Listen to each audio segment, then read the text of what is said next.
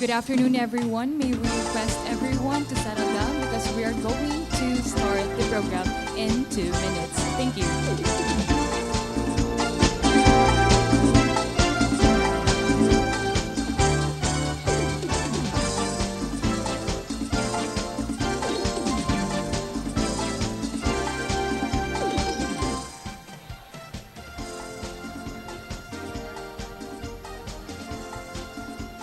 Once again, ladies and gentlemen, we are requesting the UE students to settle down because we are about to start the program in 2 minutes. Thank you.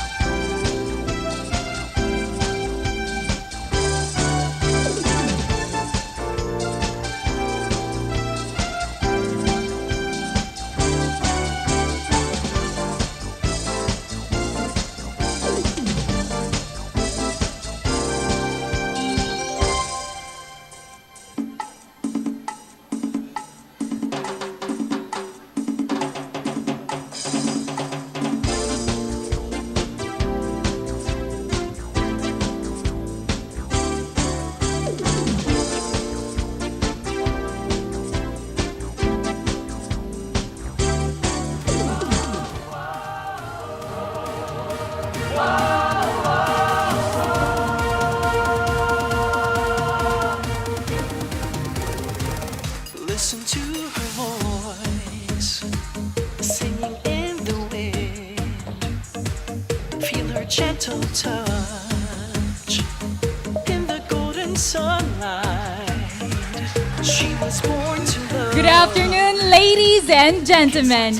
I am Feliz Clarion Thea Solomon Resentis, your Miss Philippines Air 2024, and welcome to the third and final pre-judging round of Miss Philippines Earth 2025, happening right here at the University of the East. Today, it's all about intelligence and environmental awareness, and we are so glad that you could join us. Our pre-judging is extra special because you, our dearest UE students, will be helping us to get to know the minds behind the beauty of our delegates. It's going to be super exciting this afternoon as our delegates take one more important step in their journey to becoming the Miss Philippines Earth 2025. And of course, this year is very special for Miss Philippines Earth as the pageant celebrates its 25th anniversary, marking the Silver Lining Edition. Since 2001, Miss Philippines Earth has been raising awareness about the importance of protecting our environment so that young people like you and me can enjoy a cleaner, greener, and safer world to live in. And none of this would have been possible without the dedication of the team behind Carousel Productions Incorporated, led by President Mr. Ramon Monzon, Executive Vice President Miss Lorraine Shook, and Vice President and Project Director Miss Pichi Veneracion. A big round of applause for the people whose unwavering commitment to advocacy and purpose has led this beautiful cause of Miss Philippines Earth. And right now, the 25th edition of Miss Philippines Earth is also made possible through the generous support of the following sponsors. Major sponsor, Hannah Shampoo. Flaunt your youthful-looking hair, feel made possible by Hannah Shampoo with Collagen Plus. Bingo Plus, Bingo sa saya, plus sa panalo. Eventista, exclusive partner for official voting portal. Gandang Ricky Reyes, chain of salons, the official makeup artist and hairstylist. Coco Life, Believing in Filipino, the official insurance provider. And Viking Bass Transport, where true customer satisfaction begins. And of course, right now, I am going to acknowledge the presence of my co-Earth Queens, starting with our Miss Philippines Water 2024, Samantha Dana Bugos. Our very own Miss Philippines Earth 2024, Ira Mel Inutan Alfeche. And of course, we have right now the Miss Earth Water 2024, Bea Milian Wendorski. Thank you so much to our queens for gracing us your presence. Thank you for sharing your love and support to our dearest candidates of Miss Philippines Earth 2025. And right now, for the pre-judging on intelligence and environmental awareness, we are honored to have with us a group of distinguished individuals who will be evaluating our delegates. Friends, it's time to meet the members of our esteemed panel of judges. First, we have the Dean of the College of Arts and Sciences of University of the East Manila, an academic leader with a strong pulse in youth engagement and sustainable leadership. Please help me welcome Dr. Gary C.D.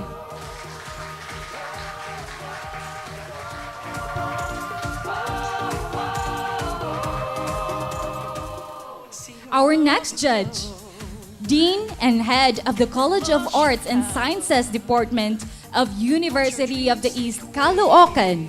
Ladies and gentlemen, Dean Michelle Concepcion. She will save the earth and its every glory. She will teach her child. And to complete our panel of judges, he is a passionate advocate for environmental awareness. He is the editor-in-chief of Miss Earth Crown, a platform dedicated to advancing the mission of Miss Earth. With an accomplished background as a former financial industry executive, he is also a specialist in communications arts, a licensed teacher, a leader development specialist, and the founder and general manager of Pinnacle Pro Learning Center, the official capability training and development sponsor of Miss Philippines Earth. Ladies and gentlemen, please help me welcome Mark Lee Gatchalian.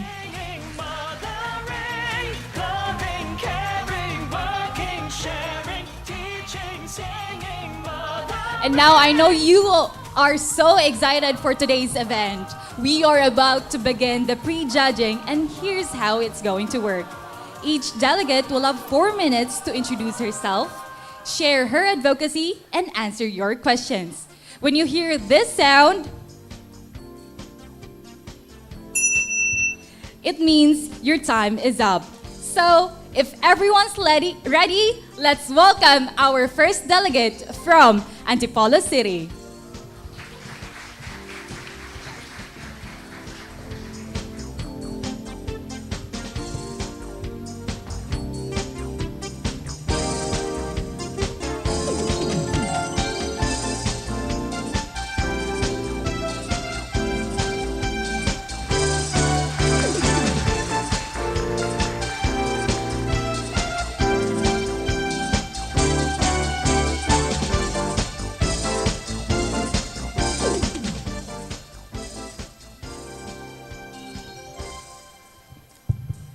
A green and graceful day, University of the East, and to our panel of judges.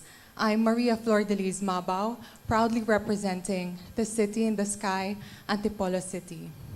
I'm a corporate treasurer, an advocate, and an entrepreneur. And through this lens, I see how fast-paced industries disrupts the natural balance of our ecosystem. That's why I advocate for the preservation of our microbiomes, the tiny microorganisms that help sustain our climate, help regulate our climate, balance our oceans, and provide food. We may be part of the problem, but the silver lining is our power to be part of the solution. Thank you. Now it's time for our dearest judges and students to ask questions. Good afternoon, Antipolo. You mentioned about fast-paced industry. Let me mention one. The fashion and beauty industry accounts for 10% of global carbon emissions, and which makes it as one of the biggest environmental problems of our time. So you are part of the beauty and fashion industry and a beauty queen too. So what have you done so far to lessen your fashion carbon footprint? To everyone's knowledge, I actually own a fashion brand rooted in sustainable and conscious designs. We prioritize materials and practices that are gentle to our environment. Other than that, I also advocate for quality over quantity. We don't need a lot to be fashionable. We just have to be mindful of what we consume and the availability that we have.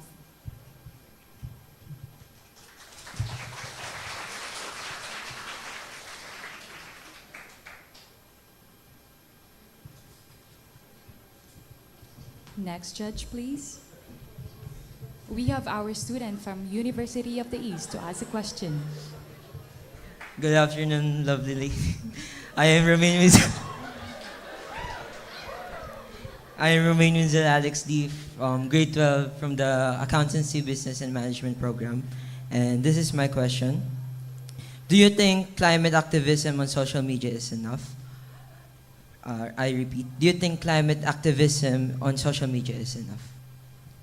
I definitely think climate activism in social media is not enough. Our social media is an effective medium to communicate, but we need action. Message is not enough. We need to start now.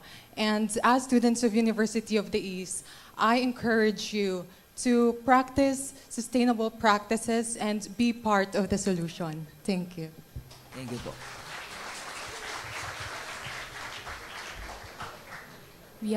We can ask for more questions from our student.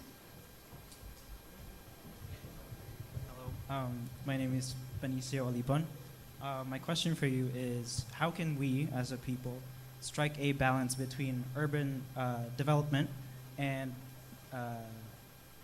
natural conservation? We often see progress as building more and pushing humanity forward.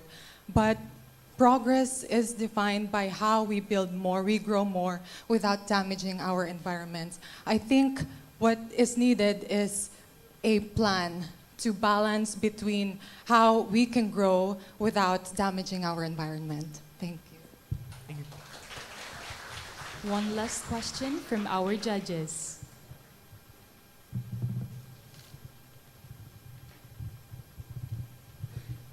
What is your biggest contribution to our environment so far? And that's it. That was Antipolo City. Thank you so much.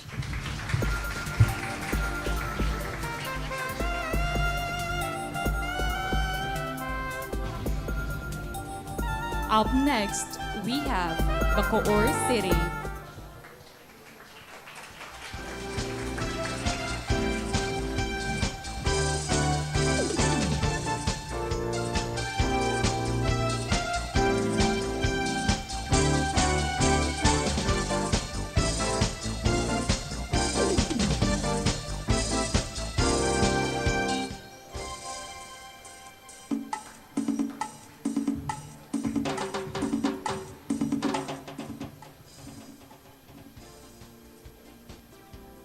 Good morning, ladies and gentlemen. Good morning, University of the East, or good afternoon, rather. I am Joy Barcama, representing Bacoor City. For background, I graduated with a degree in Bachelor of Arts in Broadcast Communication in Polytechnic University of the Philippines way back 2018. Afterwards, I started working in the House of Representatives as a consultant, and after 2 years, I worked as a public relations officer in the Presidential Communications Office. Now, I'm working as a disaster resilience advocate for 2 tech companies in the Philippines and as a consultant in the city government of Bacoor, and working also as a professional host alongside. Thank you.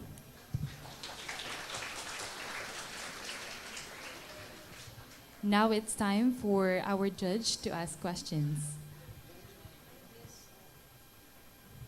Hi, Ms. Bacoor.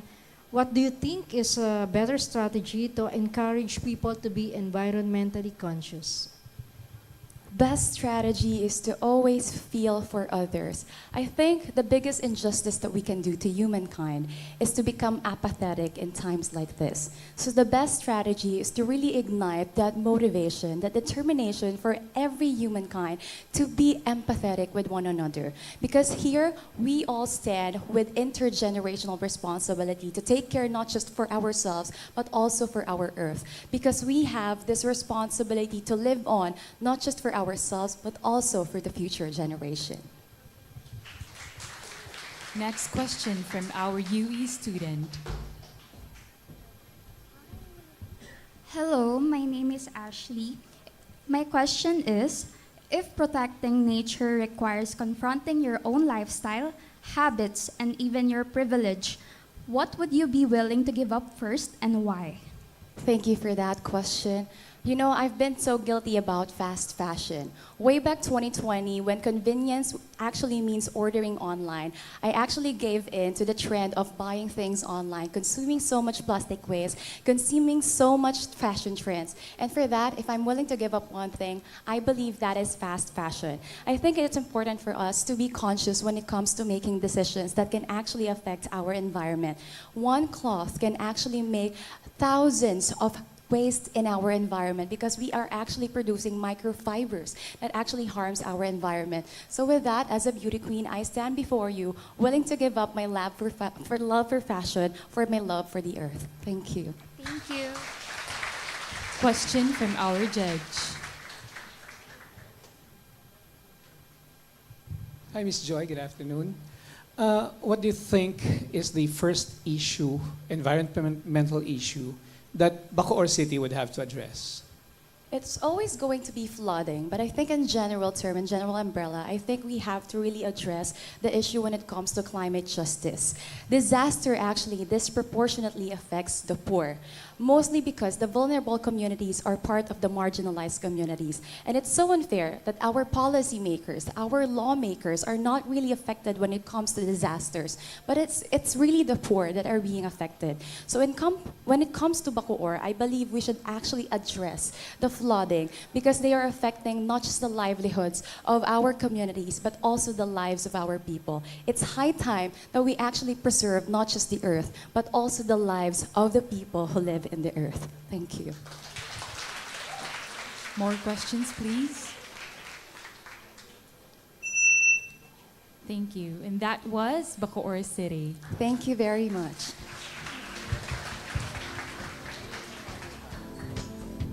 Up next, we have Bayombong, Nueva, Vizcaya.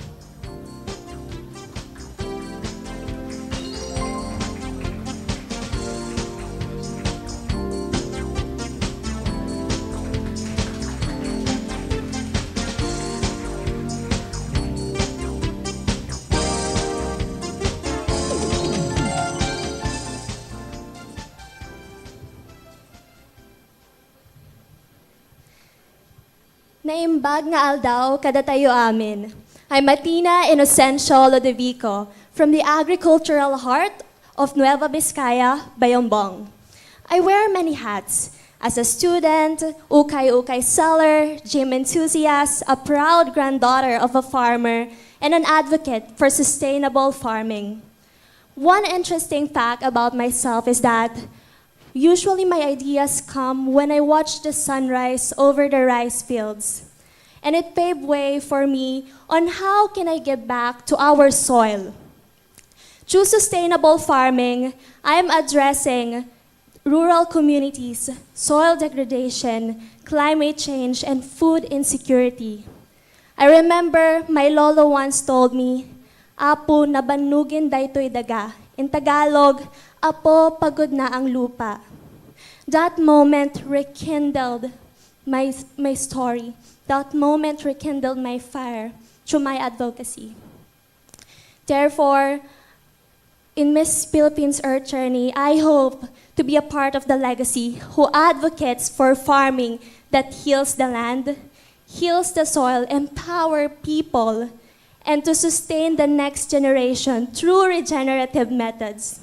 Thank you, and let be one of the moments or people who grow for kindness and future. Thank you. Let's now have a question from our judge. Naimbag nga aldaw kan ka? Name Good ba nga afternoon, daw? Athena. As a green leader, Athena, how would you encourage the Filipino youth to support your advocacy? I believe that representation is important. As a Gen Z myself, I am already advocating for causes that is close to my heart, such as... Both the planet and the people who depend on it. Thank you for that question. Exactly what my advocacy does. Sustainable farming, transform farming, just farming into something that's regenerative. So when we say regenerative, it means it heals the soil and it protects the soil and the biodiversity around us. When we say sustainable farming, it's just not an aim towards climate change. You can actually hit two birds when we say sustainable farming because it addresses food insecurity, it addresses soil degradation, and many more. So meaning that if we engage anyone, not just our farmers, if we choose to engage everyone in these kinds of movement, we would be able to bring so much more in the table and empower our farmers as a whole. Thank you. Thank you. And that was Bayombong, Nueva, Vizcaya.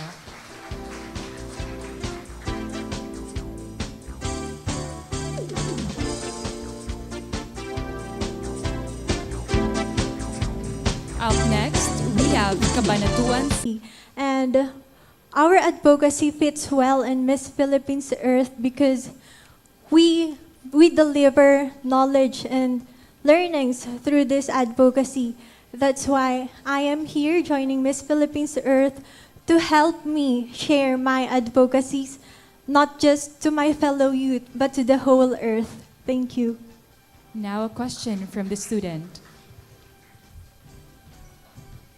Hi, Miss. So my question for you is, what's your stance on the use of single-use plastics, and how can we Recycling or the 5 R's, we can protect not just our environment, but the nature as well. Thank you. Last question from our judge, please.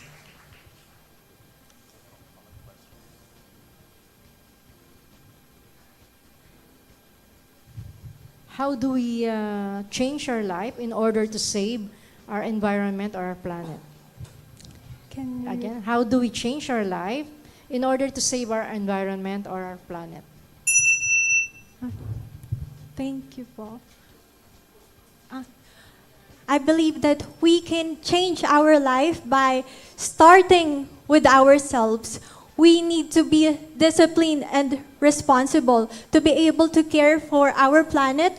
We need to take care of ourselves as well. Thank you. Thank you. And that was Cabanatuan City.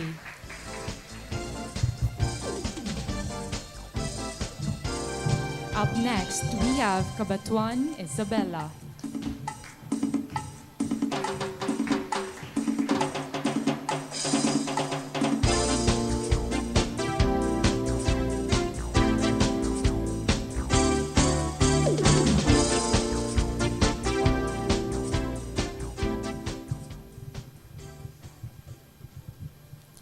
Naimbag nga malem kada tayo amin. Good afternoon. This is Abigail Ancheta Navarro Manangan, a management accounting student, storyteller, advocate, and a Nefalibata. A bold dreamer who dares to act, and a brave doer who walks the talk. As a daughter of Cabatuan Isabela, I have seen how the Sierra Madre shield us like a mother. And so my advocacy is deeply rooted on environmental education with reforestation as its focus. I want to galvanize others to understand that saving the earth is not just about saving the environment, but also saving the lives and livelihoods of the people and communities that depends on it. Thank you. Now it's time for our judges to ask. Hi, Miss Isabela. How can beauty pageants contribute to the global effect to protect the environment? In this time of age, where beauty pageants are being highlighted as one platform with bountiful advocacies and beautiful purposes from candidates, I think that beauty pageants can serve as avenue for great causes that can really help sustain and solve global and societal issues that we are facing nowadays. And I believe that as beauty queens who has purposes in our hearts, we should set our minds to always be true to our core and to really genuinely care for the causes that we believe in. Thank you. Next question from our student. Hi, good afternoon. I'm Kay from the Junior Dawn. And my question for you is, given today's fast-paced consumerism, how do you think we can encourage sustainable practices without holding back progress and innovation? I think that economic growth will not be possible if we continue to destroy the very foundation of it, which is the environment. And I think that through small conscious actions like responsible buying of the things that we need, we can address issues connected to this certain issue. Thank you. Next question from our judge.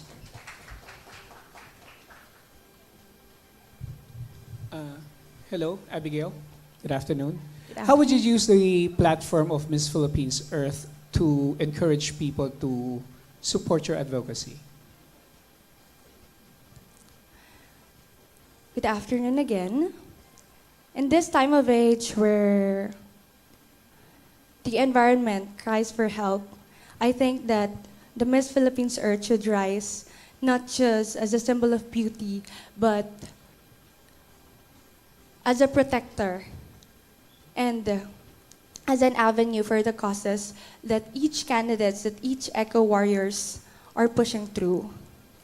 And if I were to win the crown for Miss Earth, I would leverage its visibility through using social media and also partnering with LGUs, DNRs, and other institutions that are very related to my advocacy. Thank you. Thank you, and that was Cabatuan, Isabela.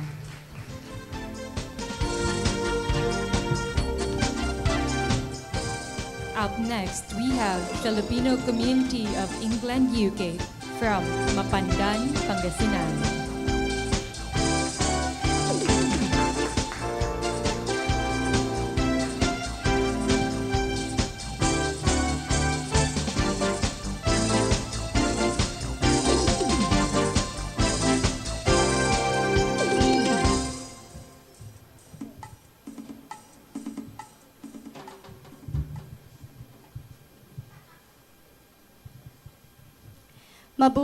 Mabuhay everyone. My name is Karen Grace Siapno, and I was born in Pangasinan, Philippines, but now proudly representing the Filipino community of England, United Kingdom in the Miss Philippines Earth Platform Pageant 2025. I am a graduate in Business Management and Marketing at Nottingham Trent University Joint Honours. And now I currently work in property services and private healthcare. As for my advocacy, I advocate for sustainable farming and self-sufficiency due to the decline in food security. And I hope through my advocacy that we can create a silver lining for a greener, greater, and better tomorrow for the earth and its people. Thank you. It's time for our judge to ask questions. Good afternoon, Karen. Good afternoon. You mentioned about food insecurity, right? So rising temperatures and unsustainable farming practices have actually resulted in increasing of water and food insecurity. So, and that is our reality now. And my question would be, what can we do to actually increase food security? Do you think we need to pass legislations to protect us from that? Or can we do our own simple actions to actually help us protect from food insecurity? Thank you for your question.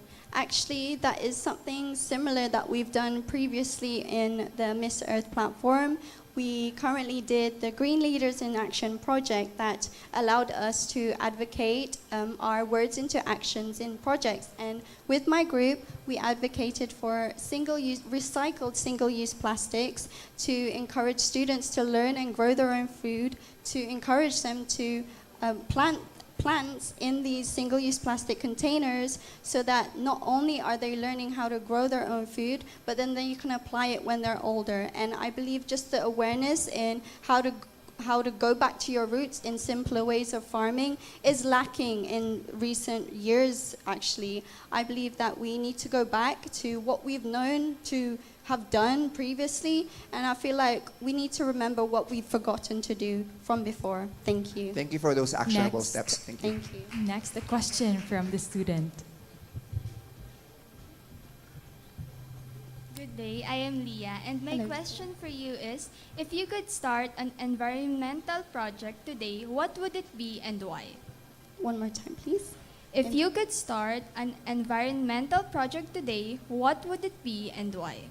I actually really like your question because I'm from England and there's many differences in environmental projects and of course legislation and laws between England and the Philippines. Actually, one thing that I've noticed is we are lacking in reducing our single plastic uses of plastic bags in grocery stores. So I feel like in England, we're more aware to either be penalized to charge for our plastic bags or to encourage more people to use eco bags when they go to the grocery store. And I feel like if we adopt that here in the Philippines, we would not only change the ways that people live, their lifestyle and their mindset to bring about changes in their single-use plastic usage, but also reduce that here as well. And I hope to do that here. Thank you. One last question from our judge. Hi, Miss England. Hello po. What is your biggest contribution to our environment so far? One more time po. What is your biggest contribution to our environment so far? I believe that I believe my biggest contribution so far is joining Miss Philippines Earth. I believe that I was only one voice before, and I feel like by celebrating the changes in our environment and voicing it out on such a platform as this, and it being spread out to the nation, because Miss Philippines Earth does that in that way, and contributing to our society to educate people about sustainable farming. I hope to do that not just now in this pageant, but even after. Thank you so much. Thank you. And that was Filipino community of England, UK from Mapandan, Pangasinan. Up next, we have Filipino community of Hawaii, USA from Marcos, Ilocos Norte.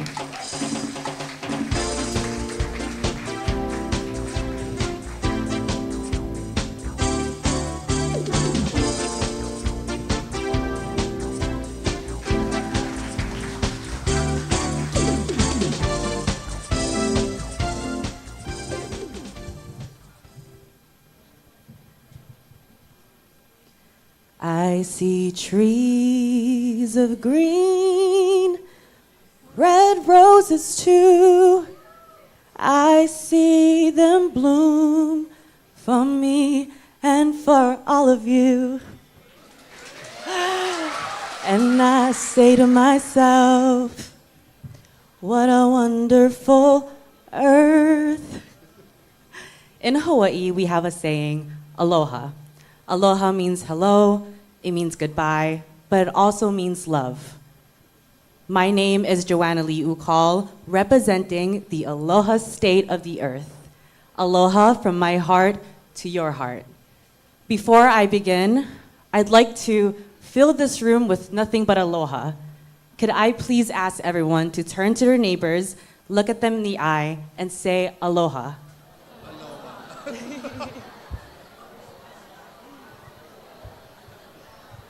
I am a full Filipina. My dad is from Ilocos Norte and my mom is from Mindanao.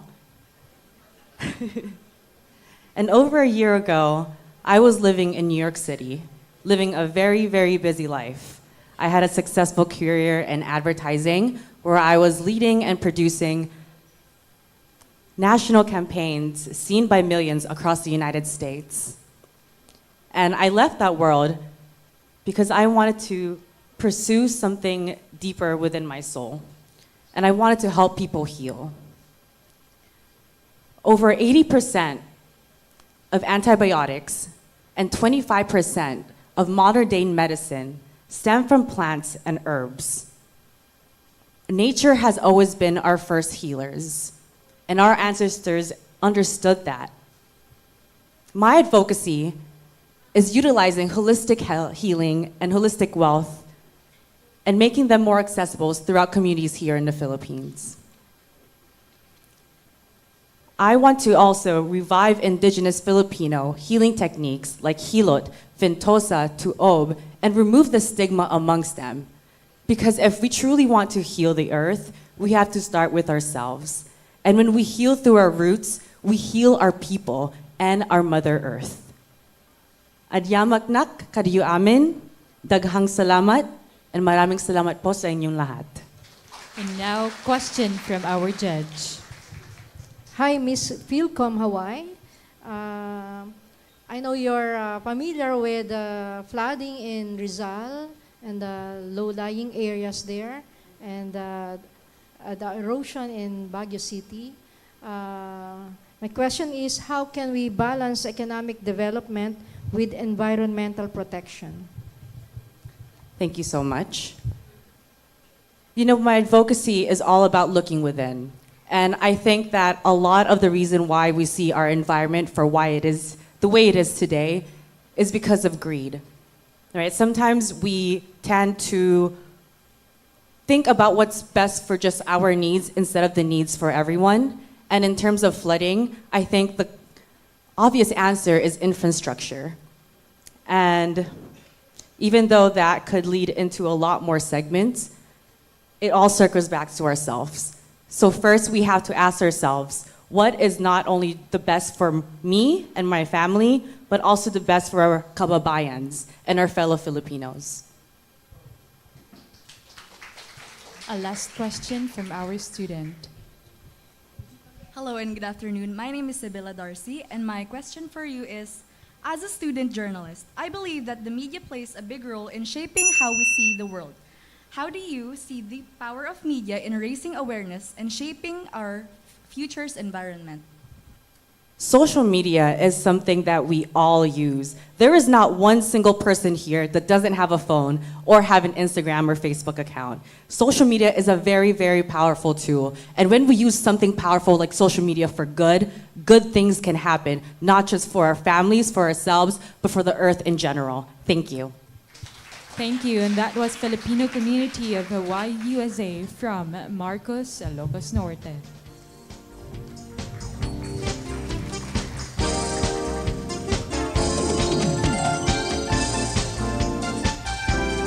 Up next, we have Impasug-ong, Bukidnon.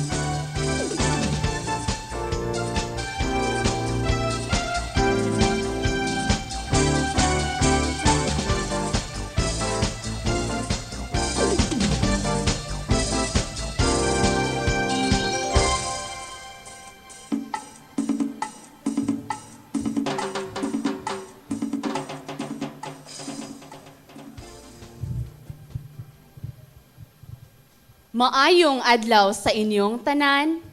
As I start to introduce myself, I would like to raise a question to everyone. How does mental health relate to our environment? Well, it is actually interlinked. Because climate change will give us an eco-anxiety. Just like what we've experienced last week. We did experience numerous typhoons and floods. And there's a lot of people get affected, loses their home, not just their home, but it is their hope. And that is why I am advocating mental health awareness in pursuit of environmental mindfulness. I am Maria Eraocan, your Miss Philippines Earth Impasug-ong. I am a trail runner, a long-distance trail runner, and recently in June, I just got championed on the 25 kilometers. And I am also a social media influencer. And lastly, I am a woman of the earth who believes in the idea that in order for us to take a good care of our Mother Earth, we needed to take care of ourselves first. Thank you. Now it's time for our judges to ask. Hi, Era. Good afternoon. Good afternoon. Era, how would you explain to a 10-year-old child your advocacy of mental health to be important for him? I would like to explain to a 10 years old child about my advocacy that we really need to be aware of what we are facing right now. Because me, as a child who did experience the upbringing of poverty, I did experience a lot of hardships in life. And still, growing up, I still find beauty in everything, and I did discover the silver lining, that there's still hope in everything as long as that we are still breathing and living in this earth. Thank you. Next question from our student. Good afternoon, everyone. Maayong adlaw. Maayong adlaw. My name is Elise. Siri.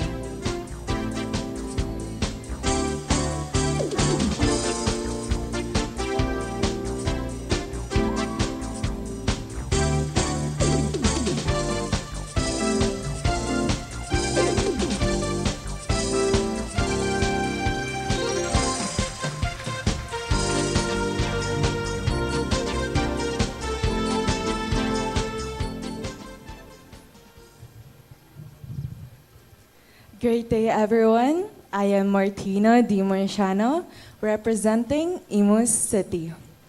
And my advocacy focuses on environmental education because as a student myself, I believe it to be a vital foundation for a more sustainable future because I believe that education, it is not just about knowledge, it's about cultivating a deep respect for our nature and remembering how our everyday actions impact it. And more so, as a leader, I will lead by example because I believe that change starts with someone who believes that it is possible, and I will make it possible. Thank you. And also, might I just add that everything that I will say right now will purely come from my heart.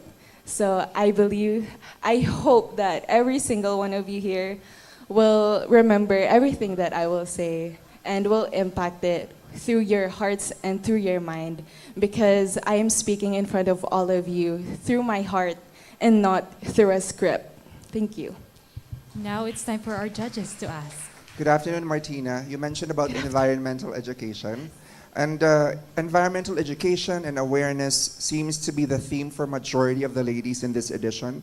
So I think we need to step it up from awareness to action. My question for you is, what concrete actions have you taken to address pressing environmental concerns in your region in Imus City, Cavite?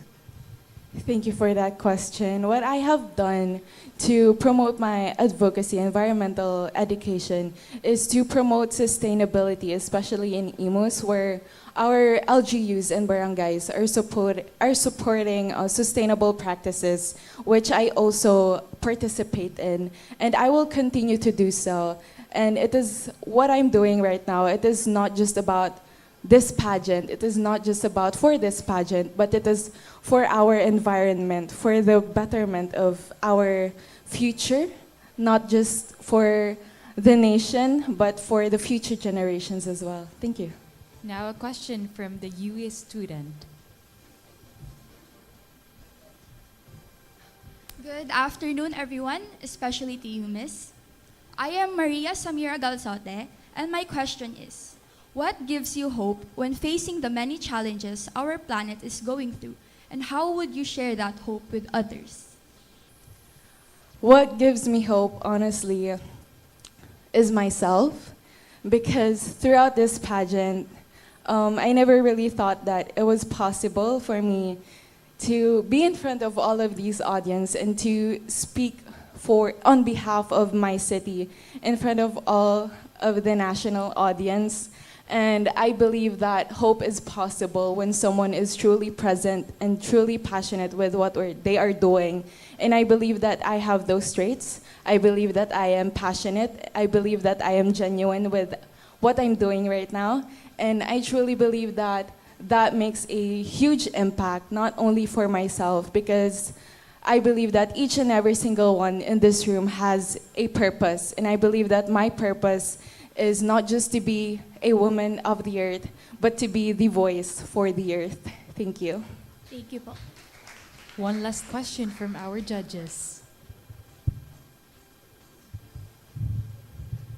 What is your biggest contribution to our environment so far? Thank you for that question. I believe my biggest contribution for environmental, environment. I'm a licensed civil engineer working at the Department of Public Works and Highways, Regional Office 8. And I am also a Super Typhoon Yolanda survivor. That experience turned my pain into purpose, which led me to advocate for sustainable engineering and environmental education.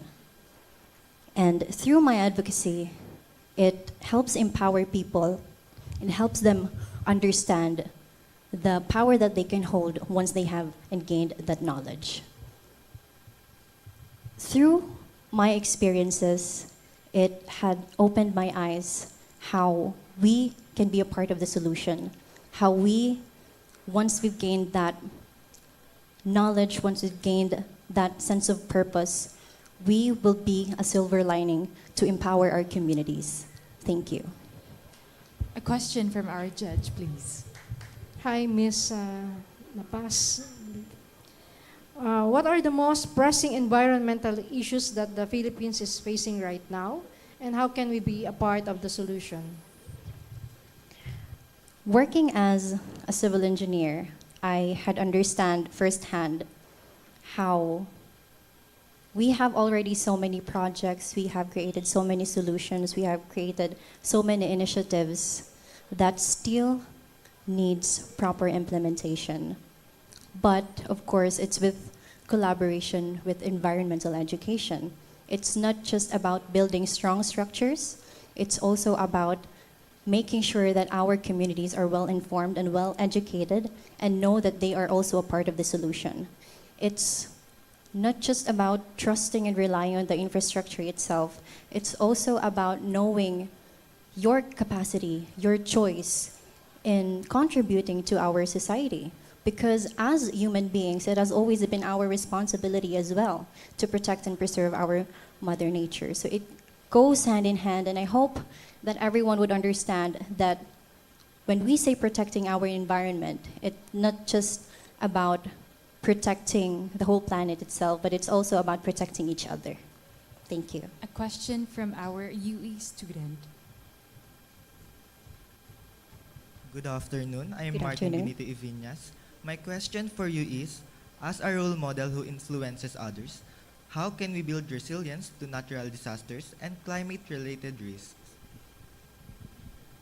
As a role model who influences others, how can we build resilience to natural disasters and climate-related risks? Our country has a unique geographical location where we are really prone to natural calamities and natural disasters, and we can't deny the fact, especially those living in the rural areas who are affected in this calamities. The best solution for this is to be of voice, to be of purpose. And the reason why I am here is to advocate for it, to advocate towards sustainable engineering and empowering communities through climate-resilient infrastructures.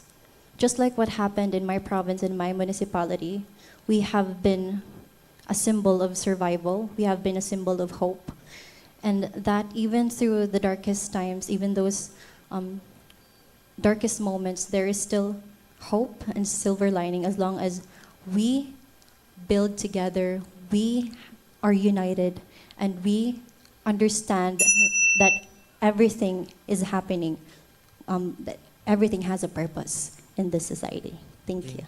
Thank you, and that was La Paz, Leyte.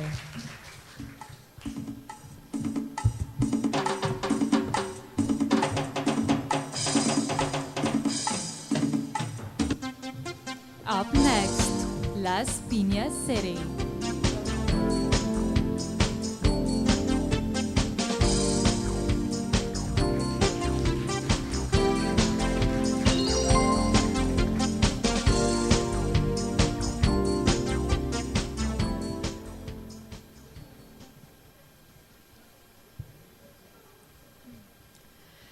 Good morning, UE Manila. My name is Juliana Denise Tan, 19, representing Las Piñas City. Just like you, I am a student. I'm majoring in economics, but I'm also a content creator and an entrepreneur. When I first started delving into the world of business at 15, I discovered that everything we use and everything we discard comes at a carbon cost. I also discovered a silent killer of our planet, one that is overlooked and very much normalized. That is overconsumption. So, I decided to create a voice for myself and share my advocacy of mindful consumption. Through social media, I promote realistic and relatable ways that we can practice mindful consumption by simply reusing things that we have, using things, repeating outfits, or only buying what you need. You can make an impact. So far, I've reached over 100,000 people on social media, but I know that this Miss Philippines Earth platform will allow me to inspire even more. So I invite you, join me, and let's make less the new more. Thank you. A question from our judges, please. Hi, Juliana. Good afternoon. Good afternoon. What role should the Philippines play in global climate action that you think you consider the vulnerability of the Philippines to climate impacts? I truly believe that we really feel the impacts of climate injustice. We are a very small country, and in terms of carbon emissions, we only contribute a small amount but suffer so much with floods that are worsened. So I believe that the role we play globally is really to just do our part in enforcing and setting an example so that other countries can see that even if we are suffering, we are not discouraged and we still choose to practice mindfulness in our choices and be responsible with the environment, even if we're a smaller country. A question from the US student.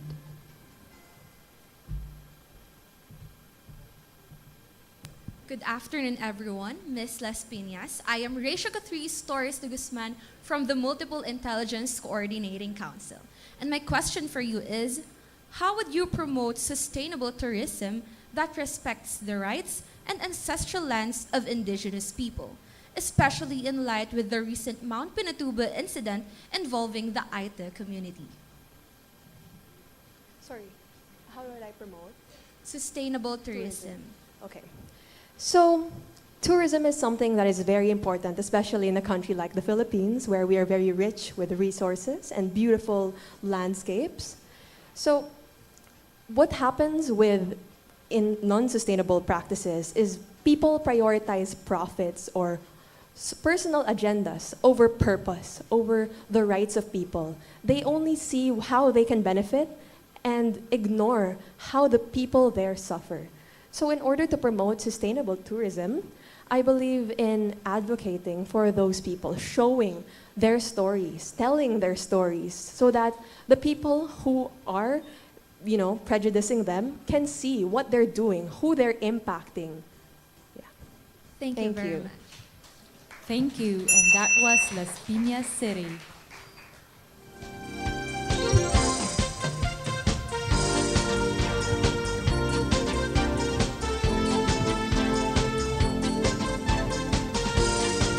next, we have Magsaysay, Misamis, Oriental.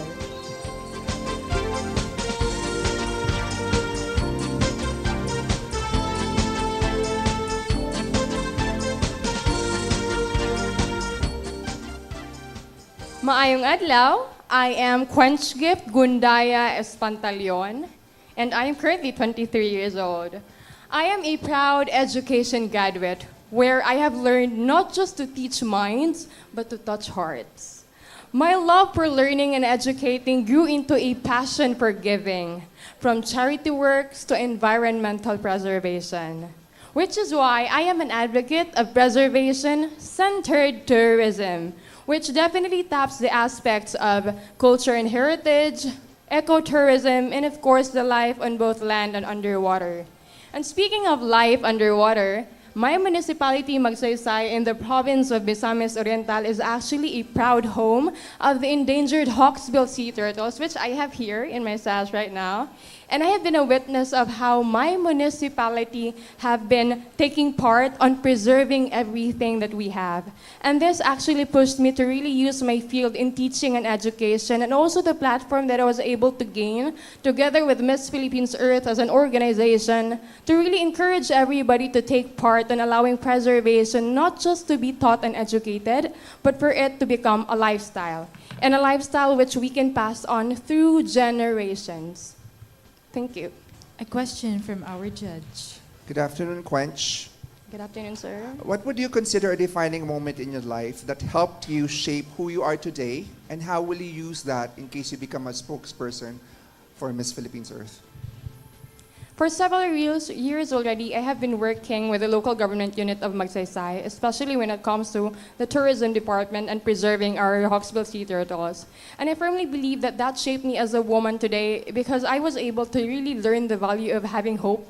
Let's say silver lining and everything. There's really hope, because regardless of the sufferings that you have and regardless of the experiences you have had in your life, there will always be hope, and you can really do great things. And if I'm able to really become a spokesperson, which I am right now, having the opportunity and the platform and joining this national pageant, specifically having the special advocacy of Miss Philippines Earth, I am really willing to use my voice and to offer myself, to offer my service, not just to bring back something to the community, but to bring back something to our environment and to Mother Earth.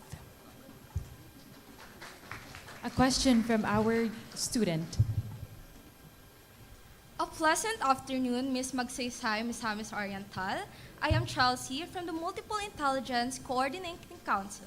And my question for you is, as a Miss Philippines Earth candidate, if you were to write a letter to the next generation about the state of our planet today, what message would you leave behind, and what legacy would you hope to be remembered for? Honestly, together with the local government unit of Magsaysay, I will always remember how they have given me the hope and the ability that anybody will have a platform to speak up.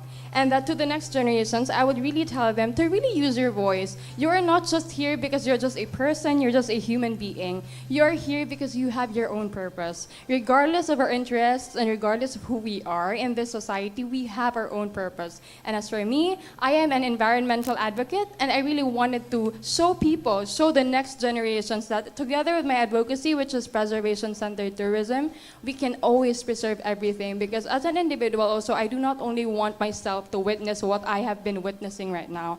I also want the future generations, my future family, of course, to really see the beauty of everything that we have as of the moment. Thank you. And that was Magsaysay, Misamis Oriental.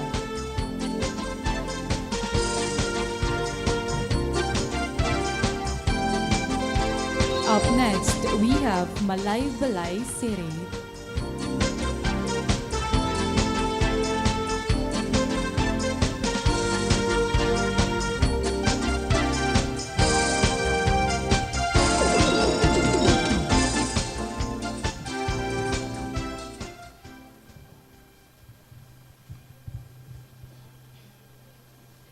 Maayad taal daw ta inyo alan. I am Dane Namante from the city in the forest, Malaybalay City, province of Bukidnon.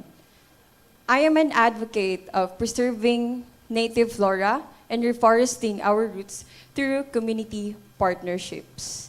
So mainly my advocacy is all about propagation and preserving the native species of Bukidnon. And I chose the alocasia. So why the alocasia? Alocasia is endemic in Bukidnon and it is also endangered right now due to habitat loss, soil erosion, and of course the ignorance of our people.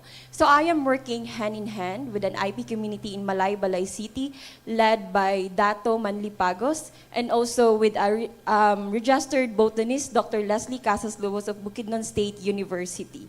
So mainly my advocacy isn't just all about planting, but it is also about reclaiming, restoring our culture and heritage. Thank you so much. Question from our judge. So talking about flora and fauna, if you could implement one environmental policy, what would it be and why? As an earth advocate, I carry on the weight of our environmental issues as much as the weight of our possible solutions, like preserving our native flora, because I believe by doing this, we are contributing to our mother nature. So I am implementing to preserve our native flora, specifically in Bukidnon. So we are contributing to our mother nature because I believe that we cannot live without our mother nature, but our mother nature can live without us. Thank you. A question from the UE student.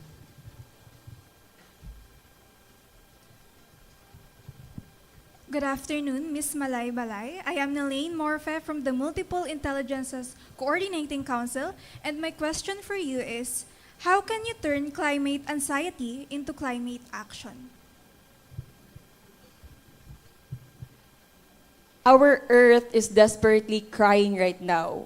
We need to take action, immediate action to respond to our problem, specifically the how to turn the climate anxiety to climate action by doing, of course, the 5 Rs, which is the reduce, reuse, recycle, rethink, and respect.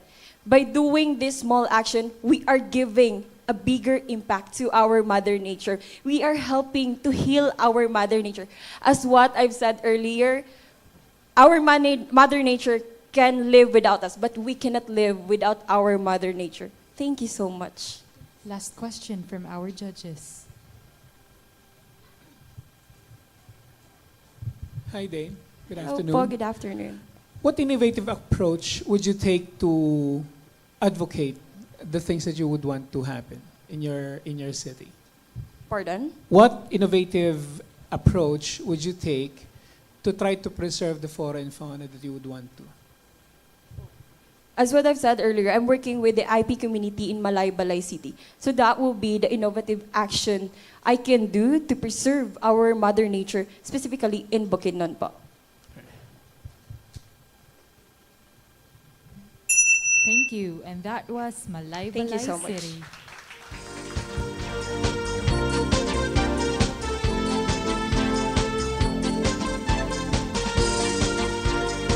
Up next, we have Maramag, Bukidnon.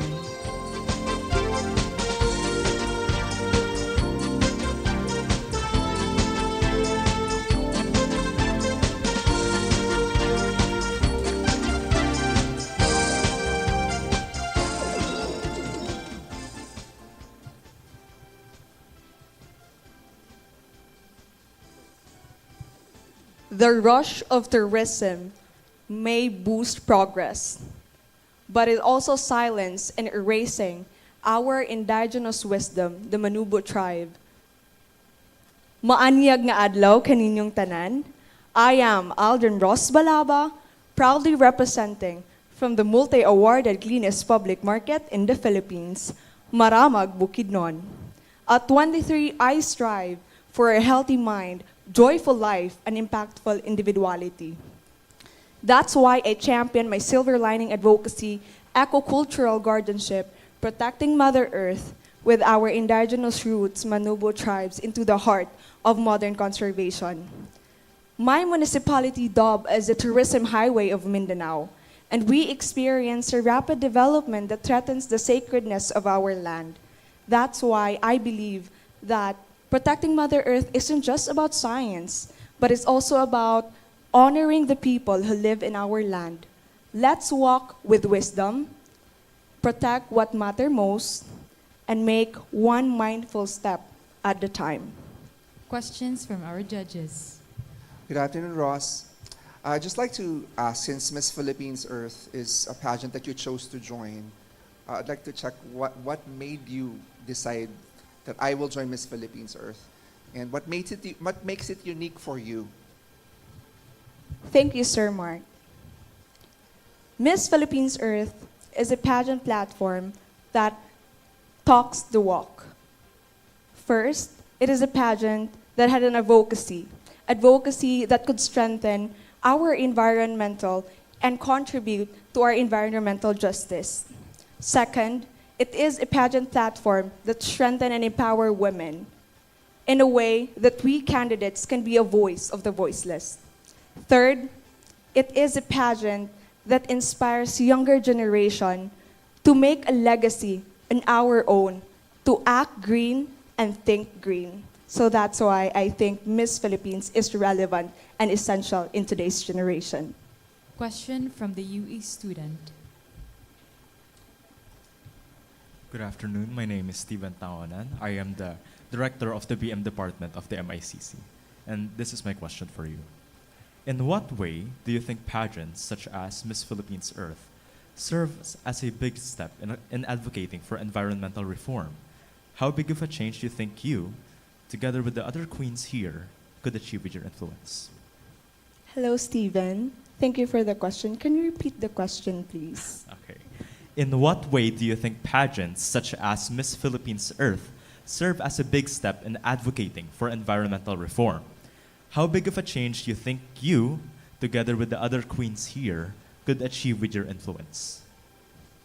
The plethora of issues in environmental issues are present in our generation today. Miss Philippines Earth offers a platform for us candidates to voice out what is close to our hearts. The problem from the advocacy that you have heard today was coming from the locality, and it is present timely and realistically. Second, we spread awareness about this, not just to our locality, but to promote it to a wider audience. Third, we inspire and hopefully, gratefully, to have presented ourselves to be the change for this generation. And I think that's what makes it more unique, more relevant, and more significant. Thank you. Thank you. Thank you. And that was Maramag, Bukidnon.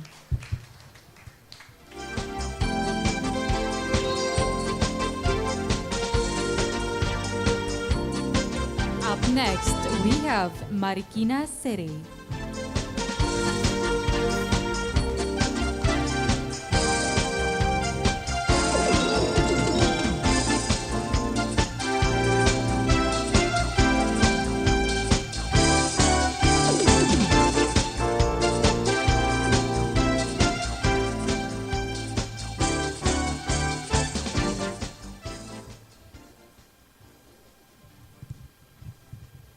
Magandang araw po sa inyong lahat. My name is Lorea Balbueno from the shoe capital of the Philippines, Marikina City. And I advocate for green approach, which support actions that meet the needs of modernization without compromising the beauty of our environment. Questions from our judges. Hi, Miss Maharlika.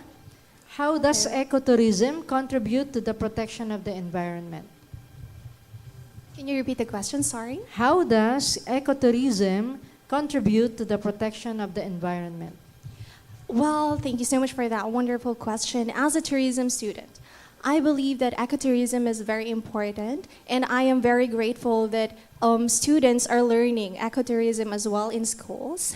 And I believe that my advocacy, which is the green approach, is very relevant to the younger generation who are studying ecotourism or tourism.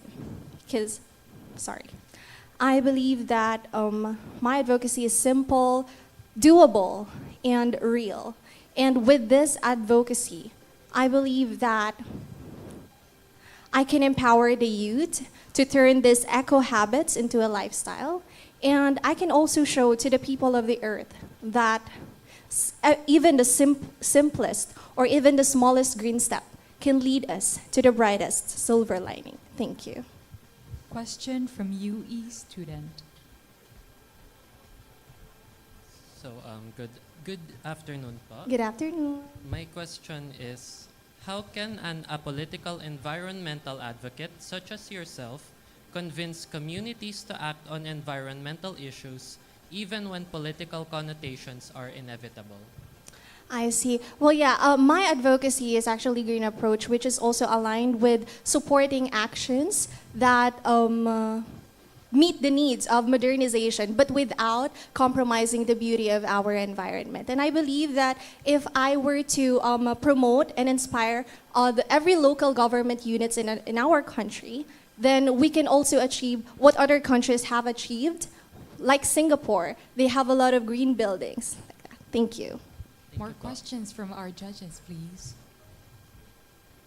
Hi, Lorea. Good afternoon. Good afternoon. Lorea, how would you balance the concept of ecotourism to the business owners without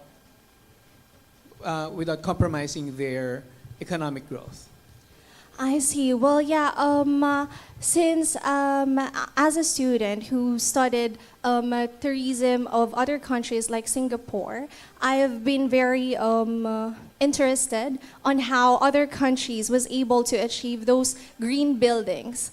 And I think that if our local government units or the government itself will study more about how we can do building projects like green buildings without compromising our environment, that I believe that we can also achieve that just by studying. Thank you.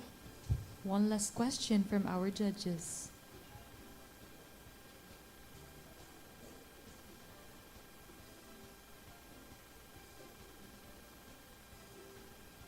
Lorea, you've been with your colleagues for almost 3 weeks. On an environmental standpoint, what have you learned from them, and how did that impact you? I see. Well, to answer your question, I am very grateful to be part of the Miss Philippines Earth organization, and I believe that the best lesson that I've learned is that also about the nature, which is that the nature always finds a way, and I believe that I am grateful that I am part of the solution as being part of the Miss Philippines Earth organization. Thank you. Thank you. And that was Marikina City.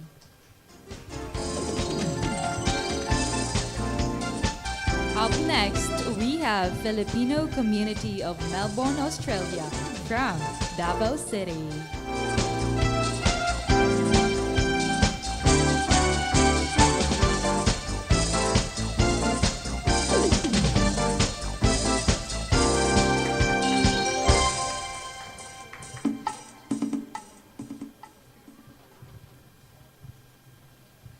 Magandang umaga, everybody, and good day. My name is Alexa Rhoda. I was born in Davao City, and I now proudly represent the Filipino community of Melbourne, Australia. I am in my final year of my Bachelor of Laws study, and I graduate to be a graduate lawyer in November. My advocacy revolves around plastic reduction. Unfortunately, a couple years ago when I was working at the Supreme Court in Australia, I discovered that I had cancer cells in my body. And at the time, I did a deep dive to understand what causes cancer cells and what exacerbates them. And I found that microplastics is a major cause. So from this research and my blessed platform with Miss Earth, I want to advocate to individuals, manufacturers, and the government to take change now because it impacts your health, the ecosystems, and ecotourism here in the Philippines. But the silver lining is we can create change.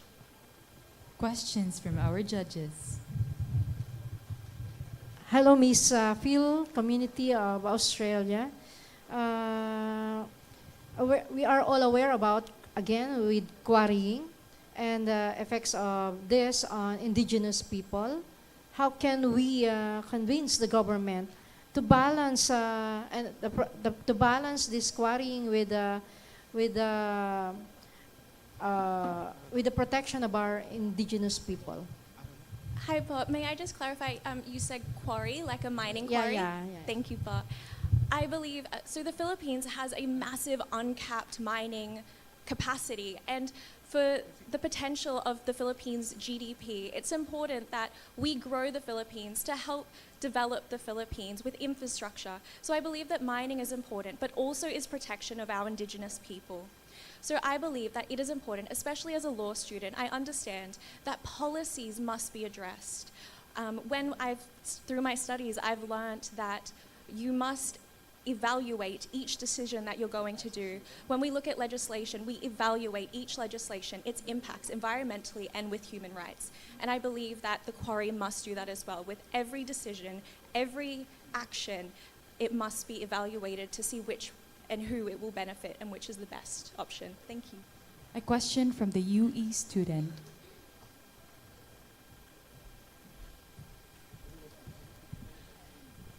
Hello, Miss Melbourne, Australia. I am Ayon Deltri Ayn Amradam from Senior High School Central Student Council. And my question for you is, the Filipino spirit is known for its resilience. How can this trait be harnessed in the fight for environmental preservation? Hi, Ayan. Thank you so much for your question. The Filipino people are resilient. I see that when I see overseas workers in the Philippines, overseas and here in the Philippines. And I believe that we have so much power as Filipinos and so much love through our resilience to help the environment. We're so connected as Filipinos to the environment and to our home. My mom's province is in Caraga, and I love going there. We visit every year to go to the beach. And I love to see how Filipinos are so connected to nature, the ocean, to fishing, to food. And so I believe that we use our love as Filipinos to empower each other to protect our beautiful Philippines. Thank you. Thank you so much. And that was Filipino community of Melbourne, Australia. Thank you, Wow, everyone. these ladies were so amazing, and that was our first batch of our intelligence and environmental awareness. A big round of applause to our 16 lovely delegates. And at this juncture, we are going to have a 2-minute short break. But before anything else, I would like to ask the UE students to say yes if they're enjoying the show. I need more energy. Are you enjoying? Yes. And at this juncture, I am about to ask a random student, how was today's event? Oh, you have. Come here, please. All right. May I ask you?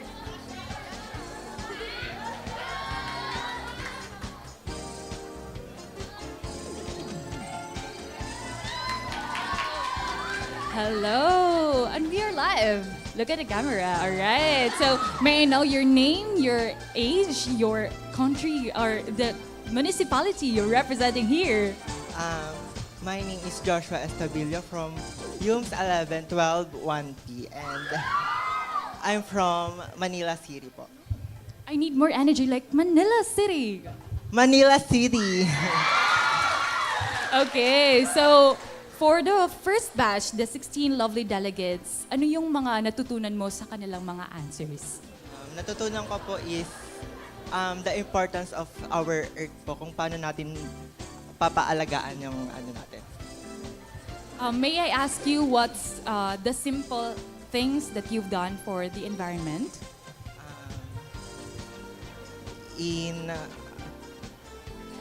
Pagtatapon po ng tamang basura sa tamang basurahan po.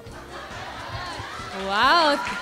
Yes. Thank you so much, Joshua. And yes, it is important that we are mindful to our trashes, that we know where to put the trashes, like the biodegradable ones and the non-biodegradable ones. Thank you so much, Joshua. And of course, let's have on this side. Oh, someone from this side. Hello. Can I ask you? Come here. Right. Yan. Okay, please state your name, your section, and where are you from? Hello everyone, my name is Prince Erdones, 17 years old from Humes 121P, representing Manila!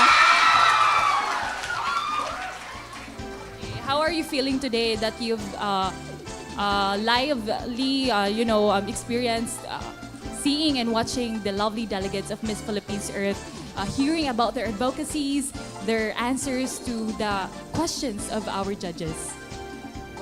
Well, I've seen myself as a very huge fan of beauty pageants, and this is actually my first time seeing the events actually in person, and I can see that the advocacies of Miss Earth are truly within their heart, and I truly do believe that Miss Earth can definitely shine when it comes to the environment. Thank you. And of course, I wanted to ask, what are your thoughts about the advocacies that Miss Philippines Earth 2025 delegates are, representing, voicing out on behalf of our Mother Earth? I'm sorry. What are your thoughts on their advocacies, how they defended, how they acted, and of course, the platform using Miss Philippines Earth? I've seen a lot of advocacies of each of the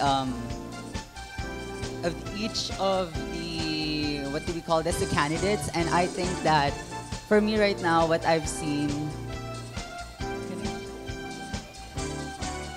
the delegate that actually really shine within me is actually Miss Melbourne's highlight, Miss Melbourne's Australia's highlight of microplastics here in our environment and how it can affect our lives.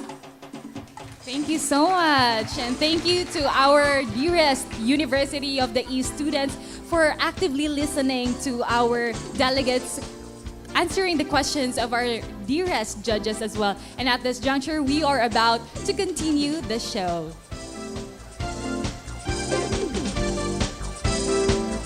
At this juncture, may I call in Naujan, Oriental, Mindoro.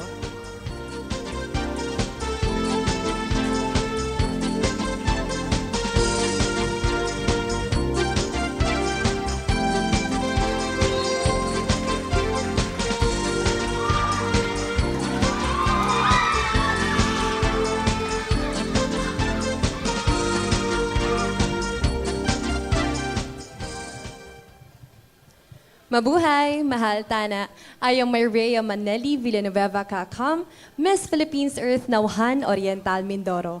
I am a graduate of Bachelor of Science major in Medical Biology here at University of the East in Manila. It is an honor to be with all of you today. The Philippines is rich, it is blessed with rich biodiversity. But what happens if this is threatened by careless waste disposal? It's not just about pollution. It's also about affecting the way many Filipinos, the lives of many Filipinos. That's why my advocacy is focused on proper waste segregation, proper waste disposal, and proper waste management. Because of the recent typhoon that hit the Philippines, we have seen all of these devastating effects firsthand. You have seen all of these devastating effects firsthand. It's heartbreaking to see many Filipino people lose their lives. Our farmers, our fisher folks, it's devastating to see them lose all of their livelihoods. That is why I think that the future or the next generation, what they need is not just awareness. They need empowerment in order for them to act. And remember that every piece of plastic that you pick up is one less threat to the earth. And also, it may be a small act, but together, you and me, we can create a lasting impact. We can create change that can create big lasting impacts for the earth.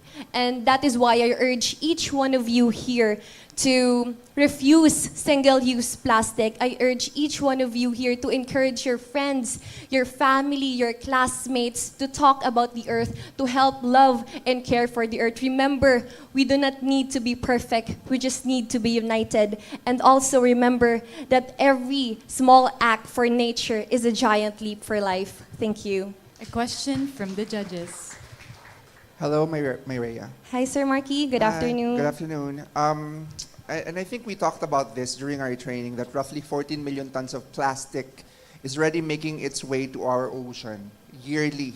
And I even mentioned that the National Research Council of the Philippines conducted a very recent study, just January of 2025, that when they tested the seashells in a lot of ports in Navotas, Manila, it tested positive for microplastics. If you recall that, we talked about that. So what are you personally doing to actually reduce the use of plastics or even educate people of its dangers? Well, back in Naujan, Oriental, Mindoro, I really advocate for this. And also, what I'm doing is that I'm starting small within my friends, within my family, within my colleagues. I teach them to segregate their waste. I teach them the effects of the use of single-use plastic. And I also do cleanup drives, coastal cleanups in our community. Because starting small doesn't mean that you have no great change. Starting small means that as an individual, you know the impacts. And as an individual, you know where to start. And starting with your family, your friends, your colleague is a great act of change. And also, in addition, I am also working for the provincial government of Oriental Mindoro back home. So I'm also starting with the people there po that goes in and out of our office. I try to educate them. I try to give them the things that they need. And also, when they come to me, I will make sure that they leave not just with the things that they need, but also with piece of information that I can share to them. That's all. Thank you. A question from the student. Hello, good afternoon. My name is Heaven. My question is, what can the Philippines government do to support green businesses? What can the Philippines government do to support green businesses?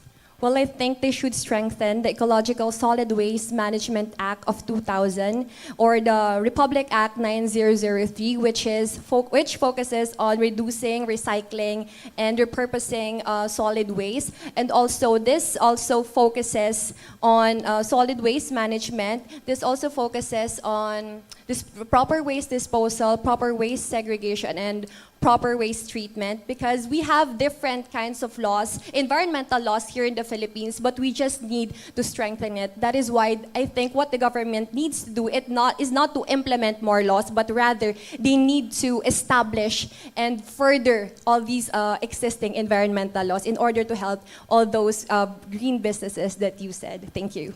Thank you. And that was Naujan, Oriental, Mindoro.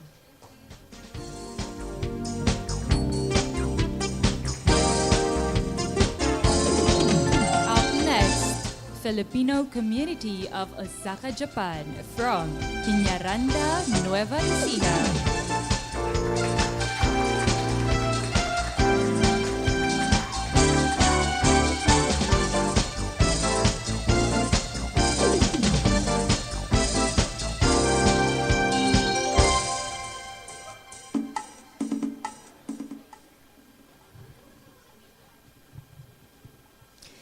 Higashino Daigaku no minasama, konnichiwa. Or should I say, good afternoon, everyone, and the people of University of the East. I am Shervy Umeno, a Filipino-Japanese social media influencer, a small clothing business owner, and a model. And I am proudly representing the Filipino community of Osaka, Japan. My advocacy is sustainable fashion, a movement I'm passionate about. I believe that true beauty uplifts not just people, but the planet. And here right now, I want to share that awareness because as someone who grew up loving fashion, I know how much waste the industry creates.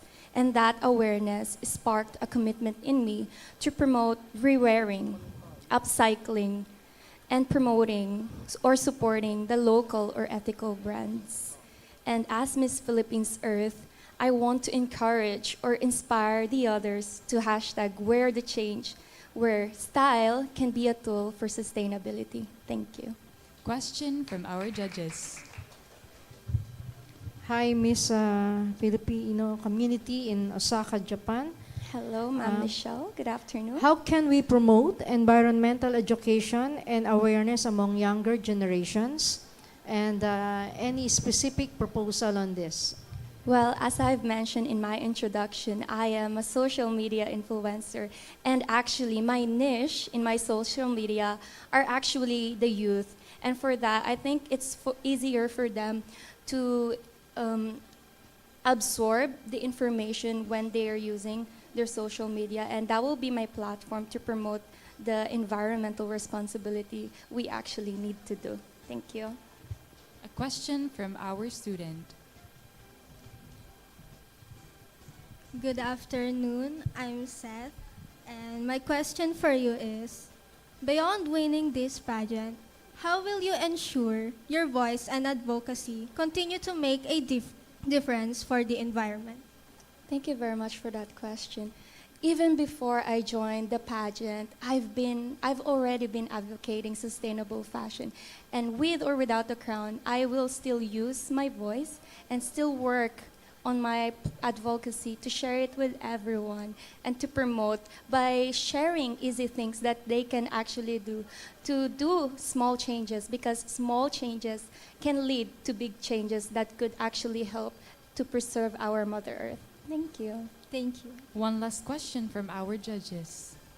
Hi, Shervy. Good afternoon. Hi, Sir Gary. Good afternoon. Environmental misinformation spreads rapidly on social media, right? Yes. What strategy would you employ to combat false narratives while at the same time promoting science-based environmental education? Thank you. For that, I will research and trust or check those trusted news or platforms that can actually have the information that is really accurate, so the people won't be fooled. And for that, we can use those informations to help the people and inspire everyone that everyone should think clearly or double or twice and make sure the information they are getting are actually accurate to avoid misinformation that could actually affect our environment. Thank you. Thank you so much. And that was Filipino Arigato community of gozaimasu. Osaka, Japan, from Piñaranda, Nueva Ecija. Up next, we have Pandi, Bulacan.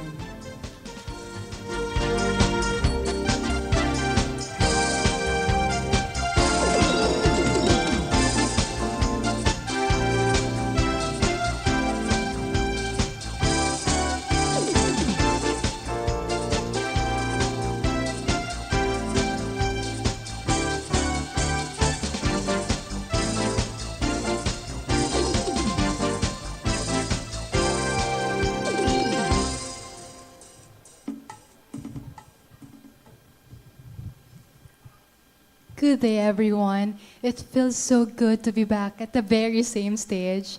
I'm Chelsea Granat de la Cruz, 22, and I am proudly representing the municipality of Pandi, province of Bulacan. I'm actually a young entrepreneur and a business administration student. I have my own private resort as well as my clothing brand. That's why I came up with my advocacy, which is #BeGreen, businesses going green. And this is my call to action for entrepreneurs to lead by example, to lead with purpose and sustainability. Because I am a firm believer that even the smallest act of kindness can really go a long way, just by reducing and eliminating the usage and production of single-use plastics, and as well as embracing greener operation. So today, let's choose to be kind, let's choose to be green. Thank you. Question from our judges. Hi, Chelsea. Hi po. If you have the power to influence one major policy change that would benefit both the Filipino and the global environment, what would it be? policy. One major policy change that you would be given opportunity to have. Actually, I wouldn't change any policies that we have, but I suggest that we should strengthen a law which is RA 9003, Ecological Solid Waste Management Act of 2000, because they are into inspiring others to recycle, reuse, and repurpose, and I believe that it is well connected with my advocacy, which is hashtag Be Green, businesses going green. Question from UE student. Good afternoon, Miss. Hello po. My question for you is, realistically, do you think that your message will reach the companies that are causing harm to the environment and convince them to change their ways? Of course. That's why I'm here in the Miss Philippines Earth, because I know that they are giving platform for young women, for Filipino women to be the voice of the earth, because we are the women of the earth. And I believe that I could reach them and I could tell them that sustainability is actually not expensive. We can be sustainable while sourcing our packaging locally so that we can reduce our transportation and carbon emission, as simple as that. So I believe I could have a dialogue inspiring them to do the same. Question from our Thank you. judges, please. Thank you. Hello, Chelsea. Good Hello. afternoon. Good afternoon po. Joining pageants allows you to highlight your cause, and you are provided a platform now, and comes with it, you're also under scrutiny on social media, and sometimes in person. So how do you handle that? Well, I handle those things by just being in the moment. Because I believe that if we just go with the flow, doing the things that we want, doing the things that we love, whether it is in social media or in personal, we can have or we can make a difference. And now that I'm here in front of everyone, what I aim to remind us of is that we should always be mindful of our actions so that we can have a greener future, as well as I know that if we come together as one, with one goal and purpose, we can truly make our earth smile again. Thank you po. Thank you. And that was Pandi, Bulacan. Thank you po.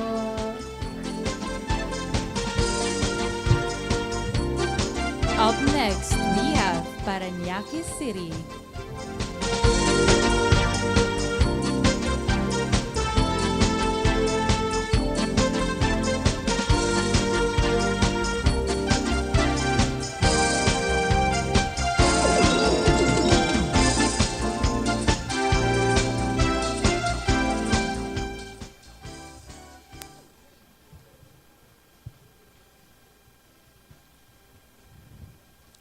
Hello, everyone. My name is Justine Gianna. I'm 21 years old, and I'm proudly representing Parañaque City. Growing up as a trained classical singer, I've always had a love for music as well as the arts and reading books, and that really led me to choose the advocacy of creativity and culture for the earth. So I've been working on a project called Threads of the Earth, in which I've been interviewing artists who are using collected waste into turning something beautiful, and also writing up articles with how nature is really a part of our culture as Filipinos. So thank you. Questions from our judges. Hi, Miss Parañaque. Hello. If you have a superpower addressing these environmental issues, what would it be and why? If I could choose a superpower, I think it would be the power of regeneration or rejuvenation, the power to regenerate and heal nature with restoration, I think would be very nice. Thank you. A question from UE student.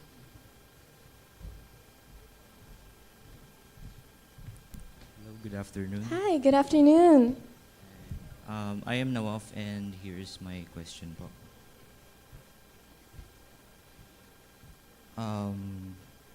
What is your personal climate action commitment? Sorry, could you repeat that? What is your personal climate action commitment? My personal climate action commitment is I'm hoping that with my project Treads of the Earth, I can show people how creativity and culture can be great avenues for fostering reconnection, because I believe that reconnection is the first step of healing our planet. Thank you. More questions from our judges, please. Hi, Justine. Hello. Hello. How can you empower Filipino women to become more effective as environmental advocates, wherein it's a male-dominated sector? Well, one of the organizations that I'm working with, Planet Cora, is actually giving jobs to women with rebuilding and refurbishing the mangroves in the Las Piñas Parañaque Wetland Park and different mangroves in the Philippines. So that's something I'm very proud of and something I want to partake more of after this competition. Thank you. More questions from our judges. Hello, Justine. Hello, Sir Mark. I just have a very interesting question for you, which is, Sure. aside from you, who do you think should win Miss Philippines Earth? It's a difficult one to answer because I've been interacting with all of these girls and each has a really unique way of bringing their qualities and contributing back to the environment. So I think I would leave it up to the judges of the night because I could go on with each of the girls on why they would deserve to win. Follow-up questions. Okay, from let me our ask a judges. follow-up question then. Sure. So what characteristic do you think you have is a standout for you that makes you fit to be Miss Philippines Earth then? Well, the unique quality I think that I possess is using my artistic interests in really contributing back into the environment and encouraging artists to use their craft as well to highlight the stories and voices of others, even times of crisis. I think that using that kind of creativity can really spark hope. Thank you, and that was Parañaque City.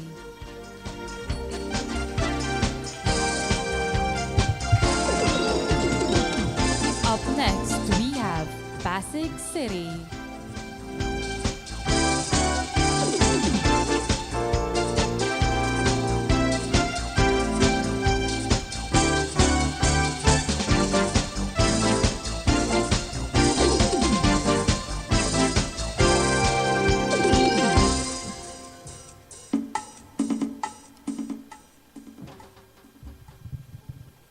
Magandang umaga po sa inyong lahat. My name is Clarence Danica C. Sanchez, and I am your Miss Philippines Earth 2025 Pasig City. I am currently working as a new business executive at a music label, and my environmental awareness started when I was a kid, when my mother would always tell me to put my candy wrappers inside my bag.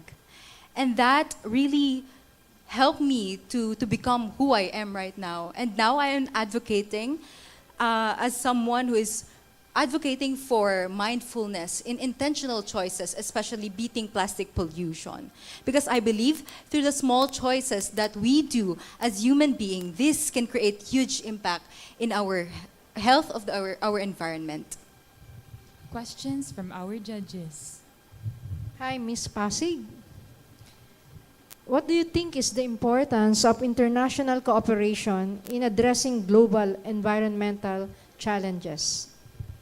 It's very important that we coordinate and we cooperate with international activities, because not only that we subscribe to or we align our efforts as a local community that would also help in our efforts to combat the environmental issues that we are currently facing right now. Because I believe as one nation, we can make a difference through taking an action.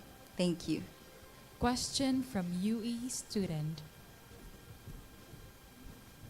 Hello, good afternoon.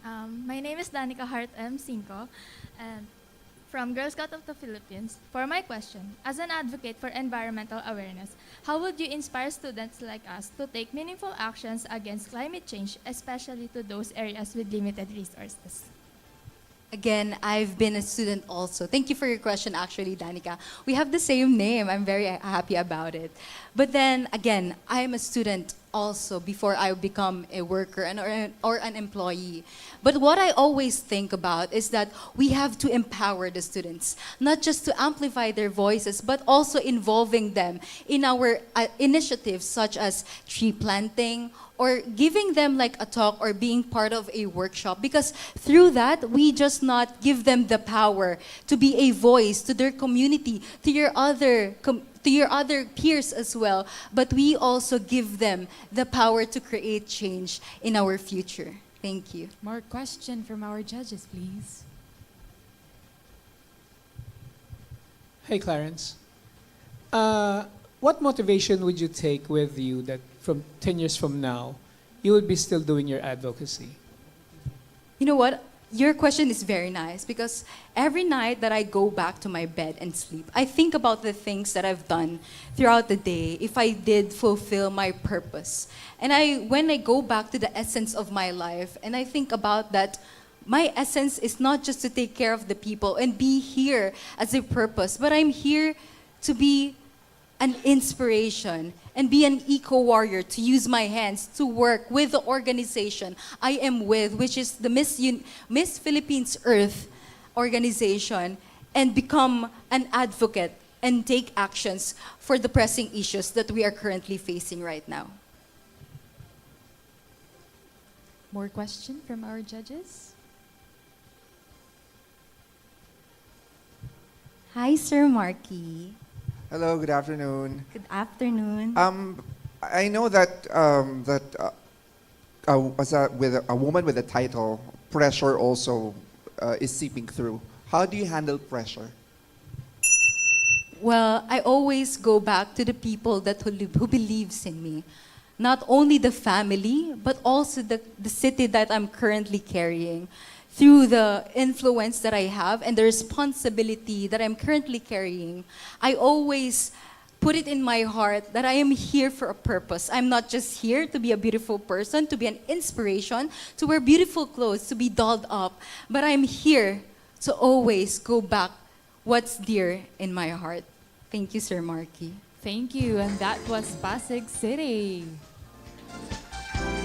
Thank you so much. Up next, we have Pililla, Rizal.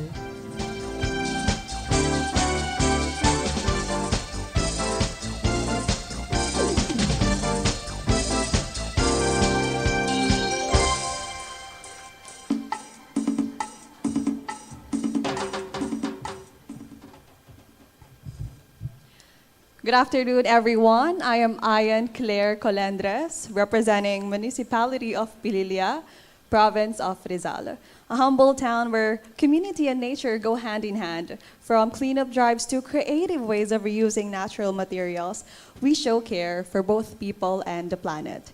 I am a graduating psychology student with a curious mind and an adventurous heart. I find joy in baking, reading, and gardening, but what truly fuels me is my advocacy, environmental education. I believe that by planting knowledge today, we nurture a generation that will care deeply for our Earth tomorrow. Thank you. Questions from our judges.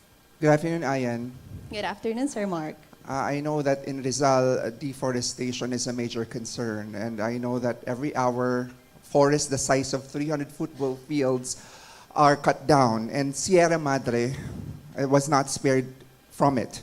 So since deforestation has political, economic, and social implications, how will you even help reconcile this? And what should we do as a people? Something related to political, what we can only do is the things that are in our control, and that is to basically plant trees.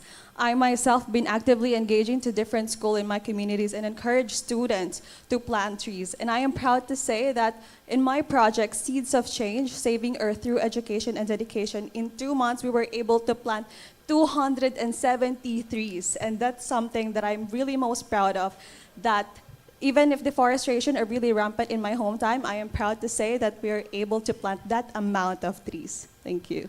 Question from UE student. Hello, I am Raina Margaret Austria from the Girl Scouts of the Philippines. My question for you is, What do you think of mandatory environmental service programs for students? I think environmental education should really be mandatory in schools. Not only that, it gives awareness to the student, but it gives the student the realization that we are all caretakers of this earth, and it is our shared responsibility to take action for everything that's happening to our planet. Thank you. More Thank you. question from our judges, please.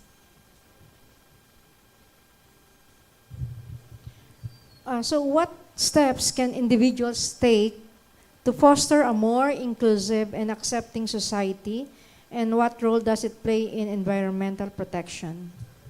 Number one is to be mindful. We have to be mindful of our actions. Does our action help our planet, or does our action damages our planet? We have to be mindful and think of everything that we do, because I don't see the sense of making these actions of if we're not positively impacting our planet. Follow-up questions, please. Hi, Ian. How would you use the platform of Miss Earth Philippines to influence global environmental policies? Miss Philippines Earth will provide me the chance to turn my love for nature into something greater, into something bigger, and that is to raise awareness for the causes that I deeply believed in. In my project, Seeds of Change, I was able to actively engage in different schools in my hometown, and I'm proud to say that I was able to do that not just in my platform, but also by Miss Philippines Earth. Thank you. And that was Pililla Rizal. Thank you.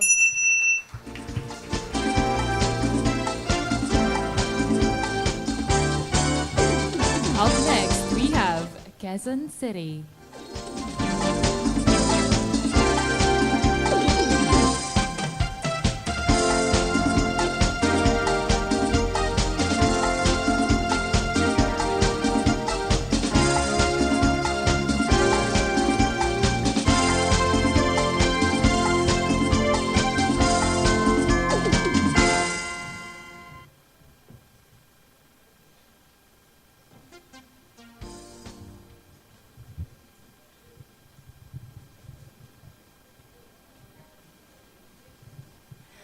Good afternoon.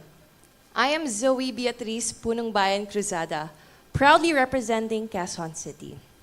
I am a soprano, an artist, and a certified EMS provider.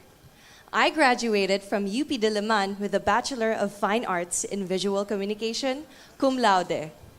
As a public servant working in the energy sector, I advocate for renewable and nuclear energy. Our country uses fossil fuels and coal to power our lives. Not only does this hurt our environment, it also hurts our pockets. Renewable and nuclear energy are the solutions to this problem because they emit almost zero carbon emissions, and generating electricity locally can help lower our electricity bills.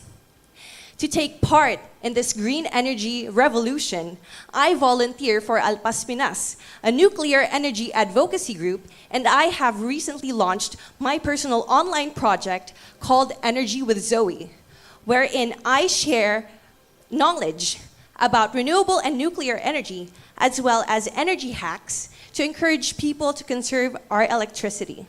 Let us do our part to empower our lives and power the future. Thank you.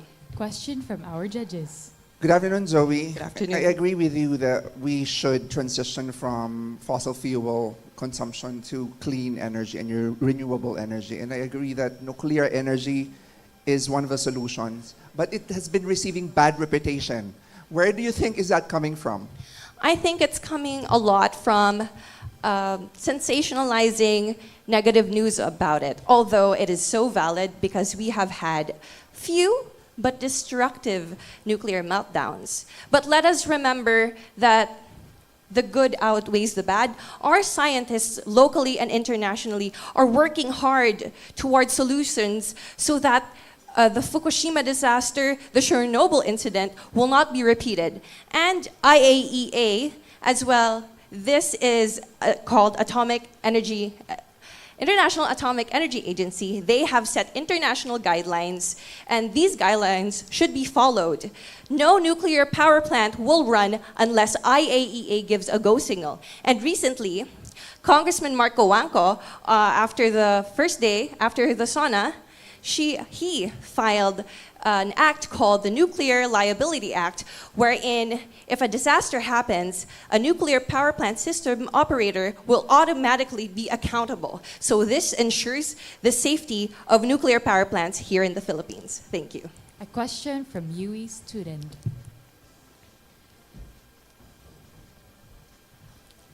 Hello, good afternoon. Good afternoon. I am Yaj Terdi Cerezo, and my question is, would you support international intervention if a country is exploiting its natural resources irresponsibly?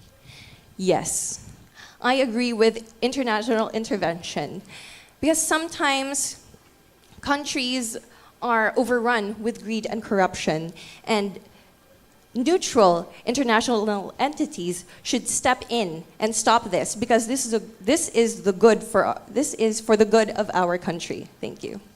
Thank you. One last question from our judges. Since non-renewable energy, like fossils, will last for, I think, some years, and we need to transition to renewable energy, what are your perspectives on the challenges that we would face in accepting the change? These are birthing pains, and it's part of the green energy transition. In any transition, there will be birthing pains. What we must do is mitigate these birthing pains with proper implementation of green energy policies that are being drafted and implemented right now by our government agencies in the energy sector. Thank you. Thank you, and that was Quezon City.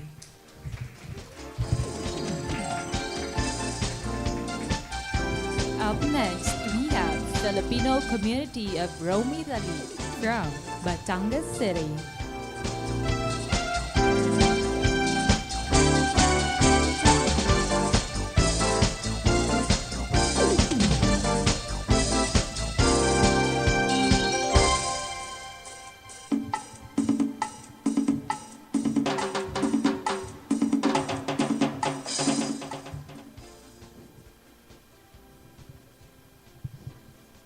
Buon pomeriggio, mabuhay. I'm Kate Trishagat Pandan, representing the Filipino community of Rome, Italy, with roots in Batangas City.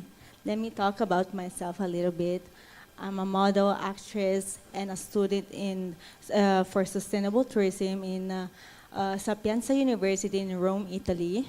And about my advocacy, is rooted in a belief that interconnectedness and interdependence are the true foundation of true sustainability, because no country, no community, and no individual exists in isolation. When we heal our forests, cleanse our oceans, and confront climate change, we are not only saving the nature, but we're saving each other. Questions from our judges. Hi, Kate. Good afternoon. Good afternoon, Kate, sir. in 10 years' time, what specific environmental transformation would you want to be remembered initiating here in the Philippines? Thank you for the question.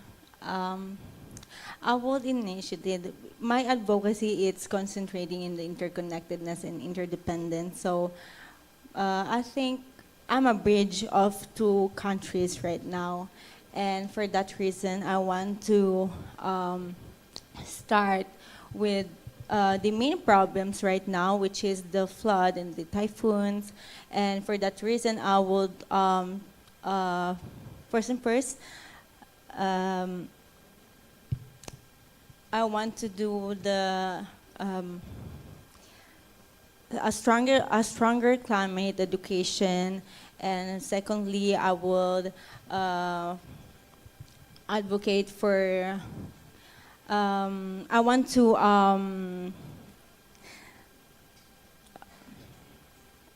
Sorry, I want to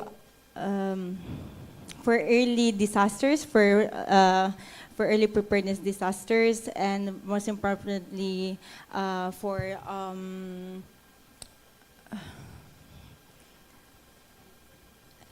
Sorry. Most importantly, I was saying early, stronger education for the climate, and obviously for the typhoons that it's doing right now. The main problem. So climate, early warnings, preparedness, and we need to be prepared, especially for the disasters that is causing right now, the typhoons and the flood. Thank you. Question from UE student. Ciao, Senora. Good afternoon, everyone. My name is Bullet Alexandros Taana, and here's my question for you, Miss. Do you believe that environmentalism is a privilege only the rich can afford? Why or why not? Can you repeat the question? Sorry. Do you believe that environmentalism is a privilege only the rich can afford? Why or why not? Oh, maybe because I think that we can afford it all.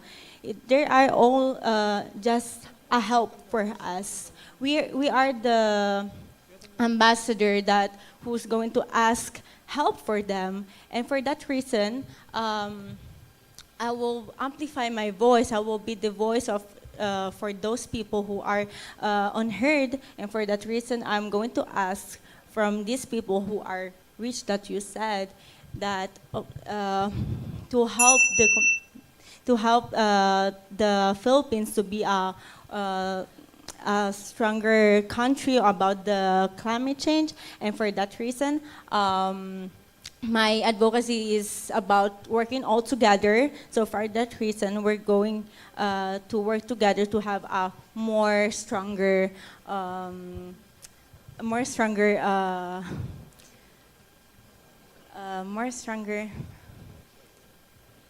community. Thank you. Thank you. And that was Filipino community of Rome, Italy from Batangas City. Up next, we have San Fernando, Bukidnon.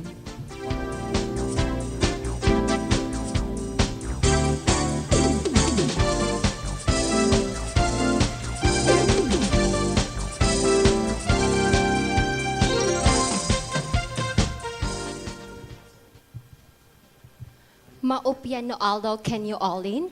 I am Ella Marie D. Andricasa from the hidden paradise of Bukidnon, San Fernando. I am a licensed professional teacher, a manicurist, a live streamer in TikTok, an SK official, and a beauty queen with purpose. My advocacy is focusing on basura mo, sagot mo, and the essential of Ella for Ella of nature. E for environmental awareness, L for love for life, A for action-oriented mindset, and V for values-based behaviors to guide us. And I want you all to be part of my silver lining. Clean up, speak up, and stand for the earth. Thank you. Questions from our judges. Hello, good afternoon. Good afternoon, sir. Hi. I'd just like to check, what would you consider will be the lowest point in your life? And how did you manage to get through that lowest point? You know what? I joined different pageants, especially in my school when I was in high school, and especially in my college life.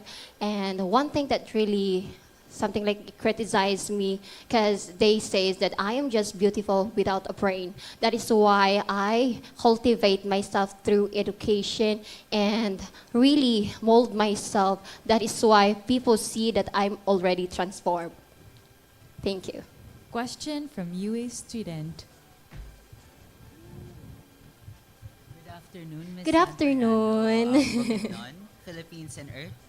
I'm Prince from the East Radio Broadcasting Society, and my question for you is, with the use of artificial intelligence now a concern for global warming, how can you and the Miss Philippines Earth organization enable digital citizens to be more environmentally aware in the midst of technological advancements, knowing that every click can deteriorate our planet? Thank you so much for that wonderful question. You know what? Our Mother Earth faced so many hardships. That is why we need to have a strong implementation on plastic pollution. And with the use of digital, because we use technology and it is unlimited, right? And through that, I myself, I am also an educator, and I want as well to mold the young ones to be the best version of themselves, to really do the right thing to do, because the change really starts with our responsibility as well. That is why we need to collaborate to be as one for sustainability. Thank you. More questions from our judges. Hi, Miss Bukidnon. Hello po. What are some eco-friendly practices that you promote in your daily life? Definitely, the practices that I promote in my daily life is applying the 5 R's, the rethink, reuse, reduce, recycle, and respect. And I want as well my students to inculcate in their minds how impactful these 5 factors, and truly we are truly connected to our environment. That is why we are the roots and we need to create a solution, and it starts within us. Thank you. A follow-up question from our judges.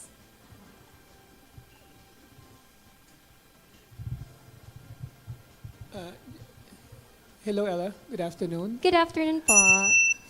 It's fine.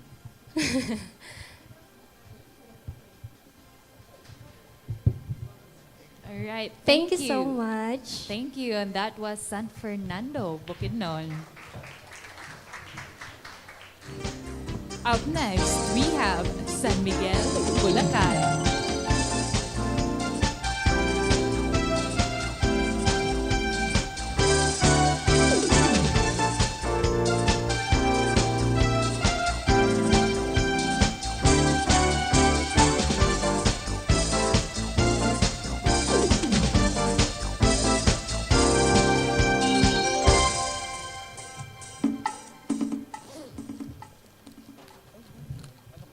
Mabuhay UE! Back in college, I'm a student leader, a folk dancer, a young public servant, and a social media content creator. Unexpectedly, I find my life in the field of teaching.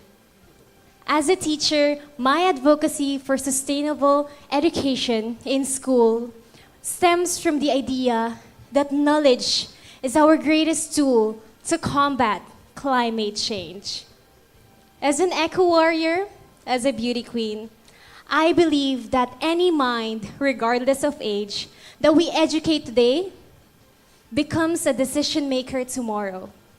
We need to empower the youth to be more aware of what is happening in our world right now and act with urgency. We are the first generation to feel the full impacts of climate change, and actually, the last one that can stop it. Thank you. Question from our judges. Hello, Janine. Good afternoon. Hello, good afternoon. Janine, how would you transform San Miguel, Bulacan to be a model green economy for other provinces in the Philippines to follow?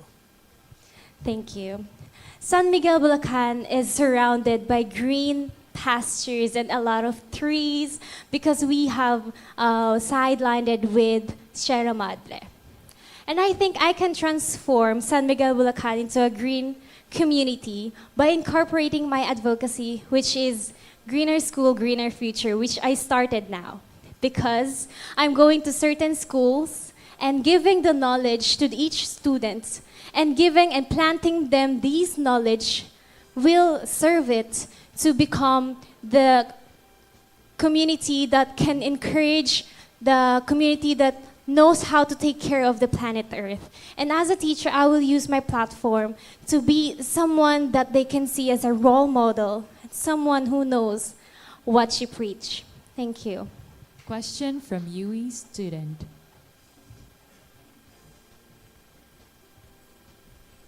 Good afternoon, Miss. Good afternoon. I'm Angela Bayo Reyes, the president of the Ambassadors Club, and my question is, imagine your national or local community disagrees with your eco-platform. Perhaps they resist your campaign on banning single-use plastics or stricter recycling rules. As a Miss Earth delegate or title holder, how would you lead and inspire them to embrace that vision? Can you repeat the question? My question is, imagine your national or local community disagrees with your eco-platform. Perhaps they resist your campaign on banning single-use plastics or stricter recycling rules. As a Miss Earth delegate or title holder, how would you lead and inspire them to embrace that vision? As a Miss Philippines candidate, I think I can encourage them to embrace that knowledge by incorporating the correct and proper dissemination of knowledge. I believe that teachers are the frontliners of sustainable education. And as a teacher, I will incorporate different awareness seminars that I can use in order to change their mind. Because I believe that there is no wrong opinion or there is no wrong thinking. But we can incorporate or we can add more into that in order for them to be more knowledgeable of what they are talking about. After all, that is what I live for. That is to empower, to connect, and to influence, all for the goodness of our earth. Thank you. Thank you. And that was San Miguel, Bulacan.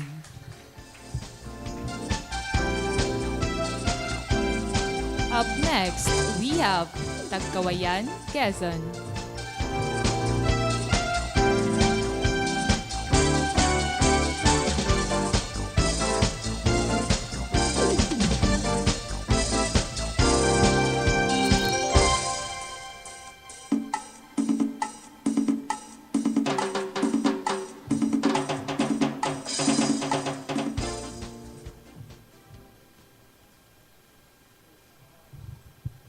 Magandang hapon po sa ating lahat. Mabuhay.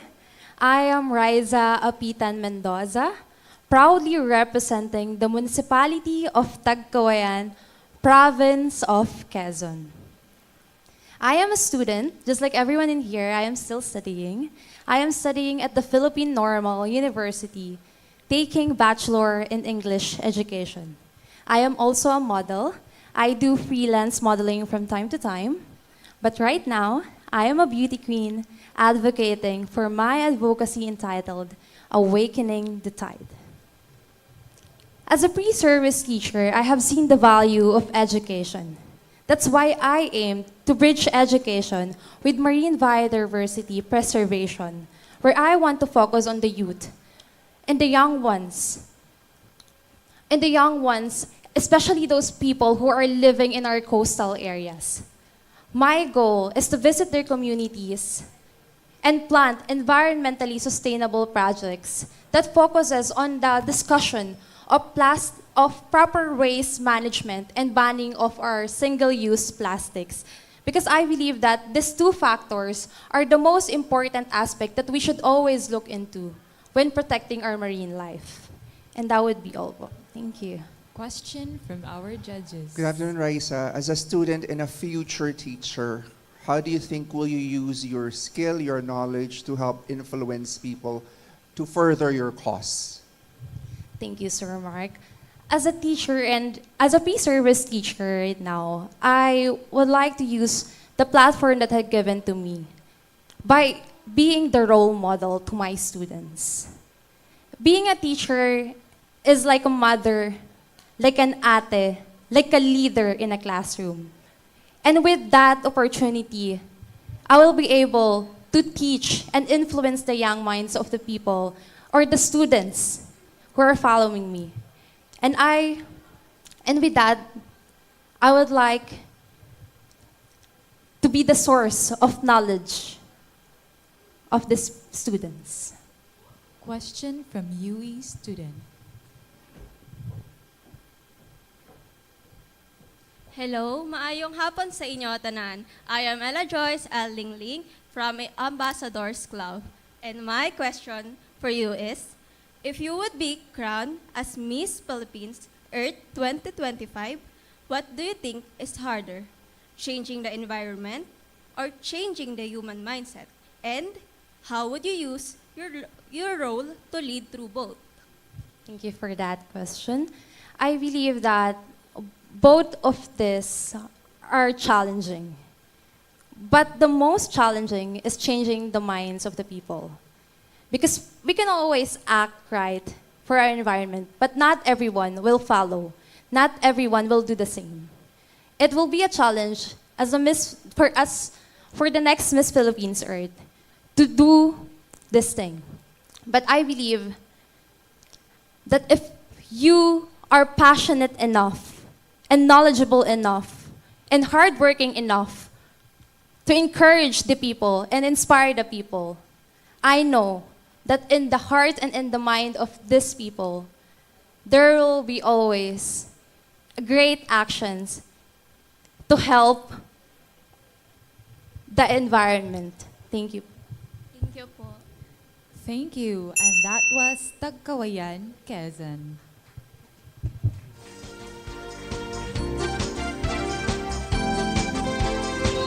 Up next, we have Talakag, Bukidnon.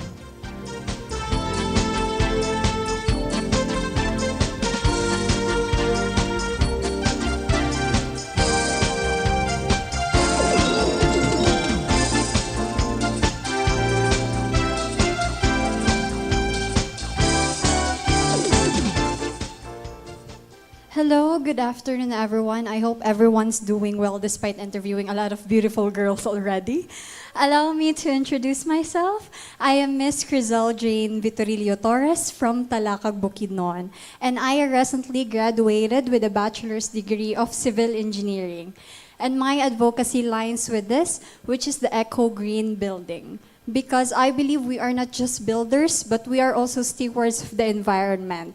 And this program, or the Eco Green Building, is a progressive approach to construction which integrates with sustainability, efficiency, and most especially with the environmental consciousness which rooted to the very foundations of our built environment. Thank you, and I am now open for your questions. Yes, questions from our judges. Hi, Miss Bukidnon. I've been in Bukidnon, in Lake Cebu. Lake Apo. Lake Cebu. Yeah, yes. So it's a very good, a very nice province.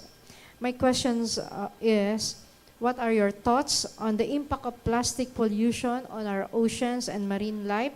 And how would you influence the citizen in not contributing to this pollution? Actually, plastic contributes a lot into our marine problem or our garbages in the sea. And actually, in my research, I have seen and I have heard that there's an issue of the microplastics which have been seen in our fishes, and fishes is also our food in our table. And I believe by practicing the 5 R's, which is the reuse, reduce, recycle, rethink, and respect, we can achieve a greater environment, especially protecting our marine life, our fishes, by practicing the proper segregation and, as much as possible, no plastic waste in our oceans and in our environment. Thank you. Question from UE student. Hello. Good afternoon. I am Maria Madabagas from the Senior High School Central Student Council. And my question for you is, after Miss Philippines Earth, what is your next step to promote environmental responsibility among the people in your community?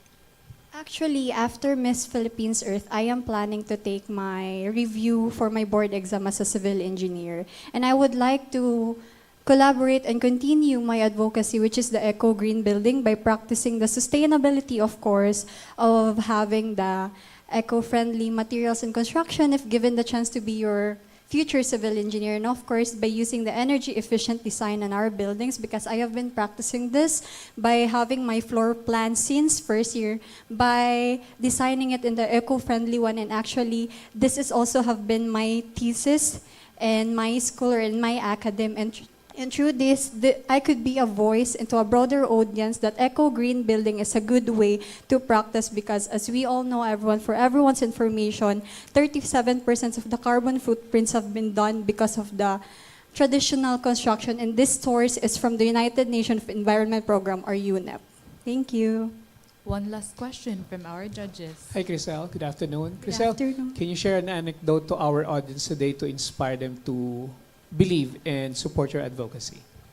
Each of the candidates here, students, have their individual advocacies and stand. And I believe if we just listen to us and practice what we preach, then we could achieve a greater environment in which we can protect our Mother Earth. Because as much as we love our individual mothers at home, we must also love the first mom we have, which is our Mother Earth. Thank you so much. Thank you. And that was Talakad Bukidnon. Up next, we have Filipino community of Tallahassee, Florida, USA, from a city of Manila.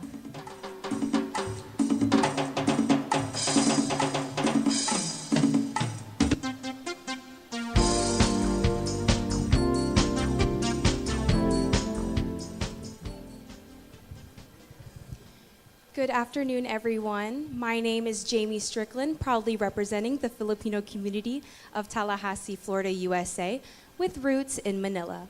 I'm currently a first-year elementary education major, hoping to provide quality education for our youth. And I also work as a school registrar, helping students register for their courses and provide them any materials they may need. My environmental advocacy is ocean conservation, through reducing plastic waste, because I believe if we can switch to reusable alternatives and support cleaning efforts, that we can see our ocean's beauty and future in life for future generations. Thank you. Questions from our judges. Hi, Jamie. Good afternoon. Jamie, how should the Philippines lead by example in marine conservation efforts globally? I'm sorry? How should the Philippines lead by example in marine conservation efforts globally?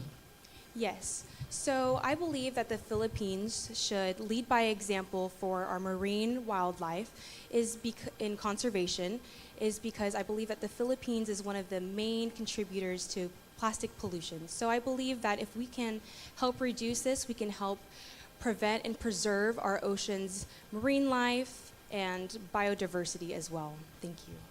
A question from UE student. Hello. Hi.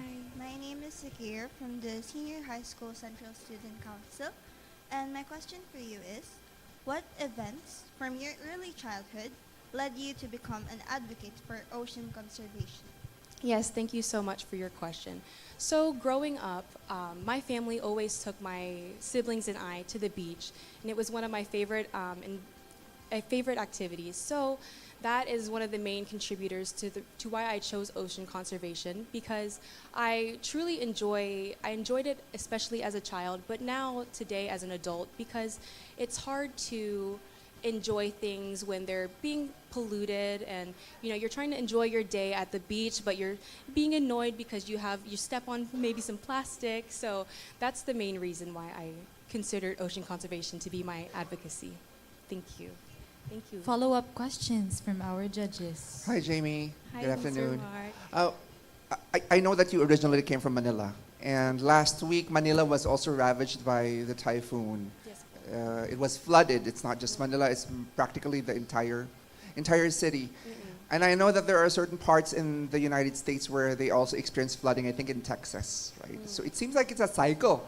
So what do we do on an environmental standpoint to take action to somehow help ease the cycle or somehow stop the cycle? Yes, thank you, Sir Mark. So I believe that with flooding, especially in the Philippines, it's due to waste segregation. So providing the people with knowledge on how to properly segregate their waste to help minimize the flooding efforts. And for Also, informing the community of how we can help prevent even when there isn't flooding. So putting up maybe extra trees, planting to help minimize the floodings that we do experience. More questions, please?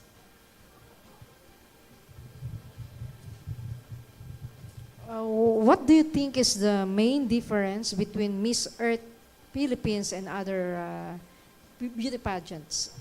Thank you so much. So I believe that the difference between Miss Philippines Earth and other normal beauty pageants is that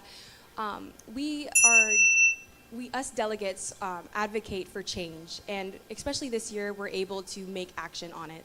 Thank you. Thank you, and that was Filipino community of Tallahassee, Florida, USA, from City of Manila. Up next, we have Filipino community of Tampa, Florida, USA, from Bacolod City.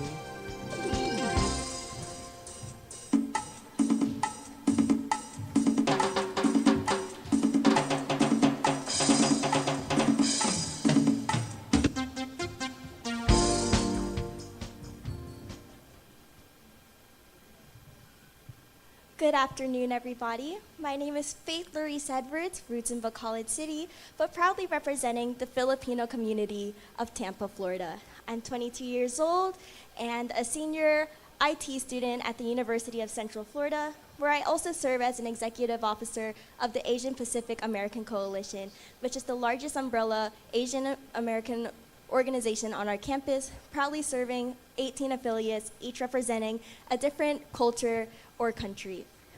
Through APAC, I was able to learn the importance of resilience and care, and that is why I'm so grateful to be here in the Philippines today to connect deeper with my culture and promote my advocacy, which is preserving and reserving our natural habitats for future generations. With that, I'm open to any and all questions. Thank you so much. Yes. Hello, Faith. Good afternoon, Faith. Afternoon. Faith, what is your stand of using artificial intelligence in solving environmental concerns and challenges? Thank you so much for the question. I think AI can play an essential role in our future. Technology is always rapidly developing, and artificial intelligence is a way to promote new ideas and new ways to reach larger audiences to promote our better future. Because things right now with climate change and pollution and our waste management, things can look really grim. But the silver lining is that we still care. And that care shows through pageants like this and our local initiatives. And using artificial intelligence can not only promote that care and help rebuild our planet, but also rebuild our trust in the future. Thank you so much. A question from UE student. Good afternoon. I am Iana Joyce from the Senior High School Central Student Council. My question is, some say that beauty pageants are outdated. How would you prove that Miss Earth is a platform for a true impact? Thank you so much for the question. I think that's a wonderful question and a very prevalent one, especially today.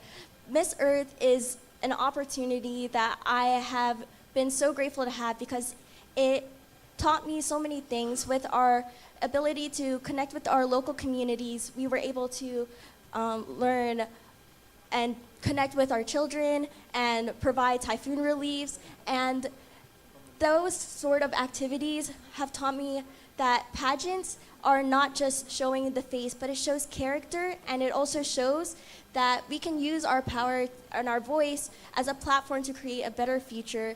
And with that, I think that everyone can learn that pageants are great to promote our ideals and our advocacies and reach broader audiences. Thank you so much.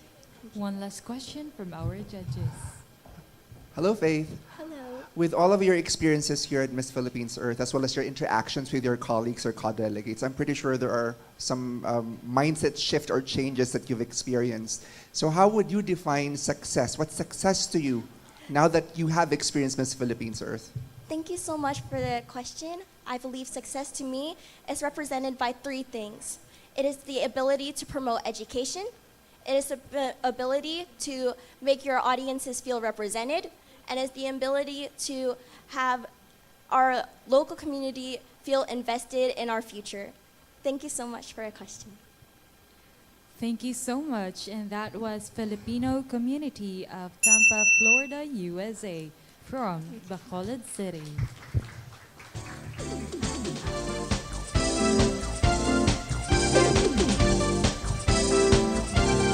Up next, Teresa Rizal.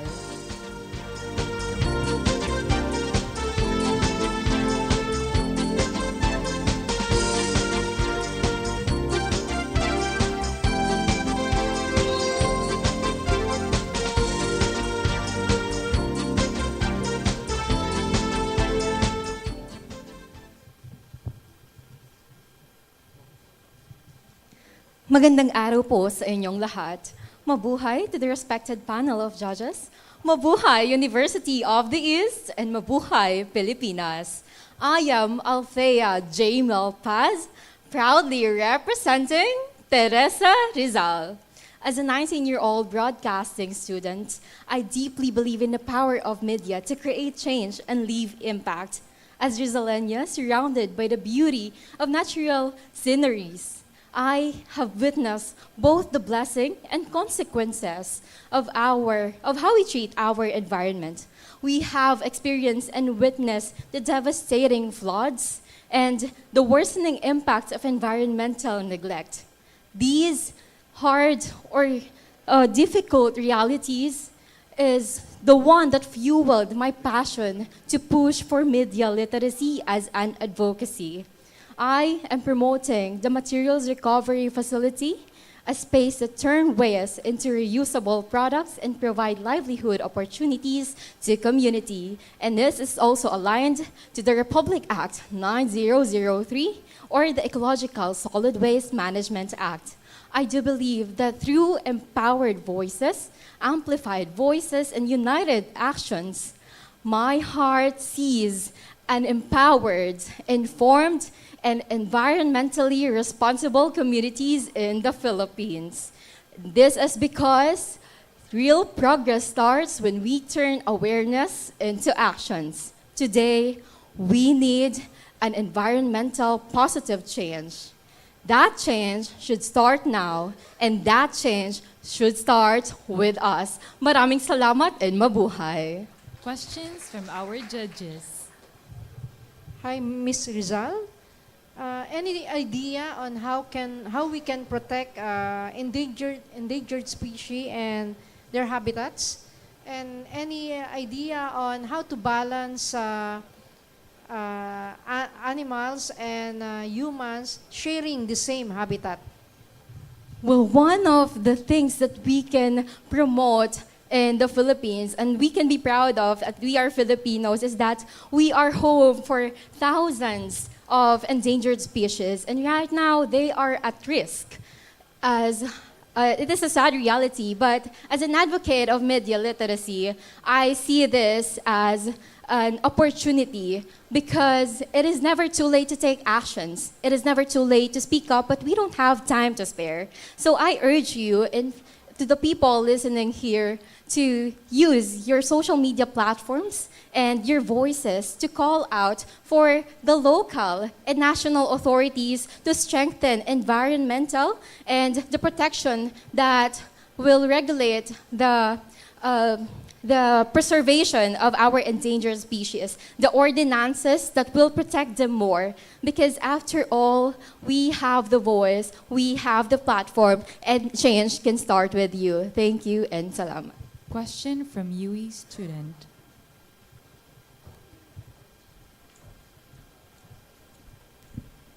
Good afternoon, Ms. Althea. Good afternoon. I am Maria Chelsea Cassandra from the UE Senior High School Central Student Council, and here is my question for you. Many environmentalists argue that climate change is not just a scientific issue, but a moral one. How do you personally reconcile your lifestyle choices with the ethical responsibility to protect the planet, and how would you effectively inspire others to do the same? Thank you.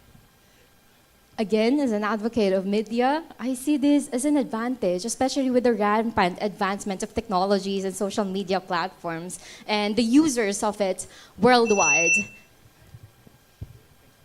And I see this as a tool that we can use to promote sustainable solutions and how we can start small just by turning to or shifting to ecological or eco-friendly alternatives, not just at home, and also in utilizing our social media platforms to voice out for what really matters. Thank you. Thank you, and that was Teresa Rizal. Up next, we have Titay Zamboanga Sibugay.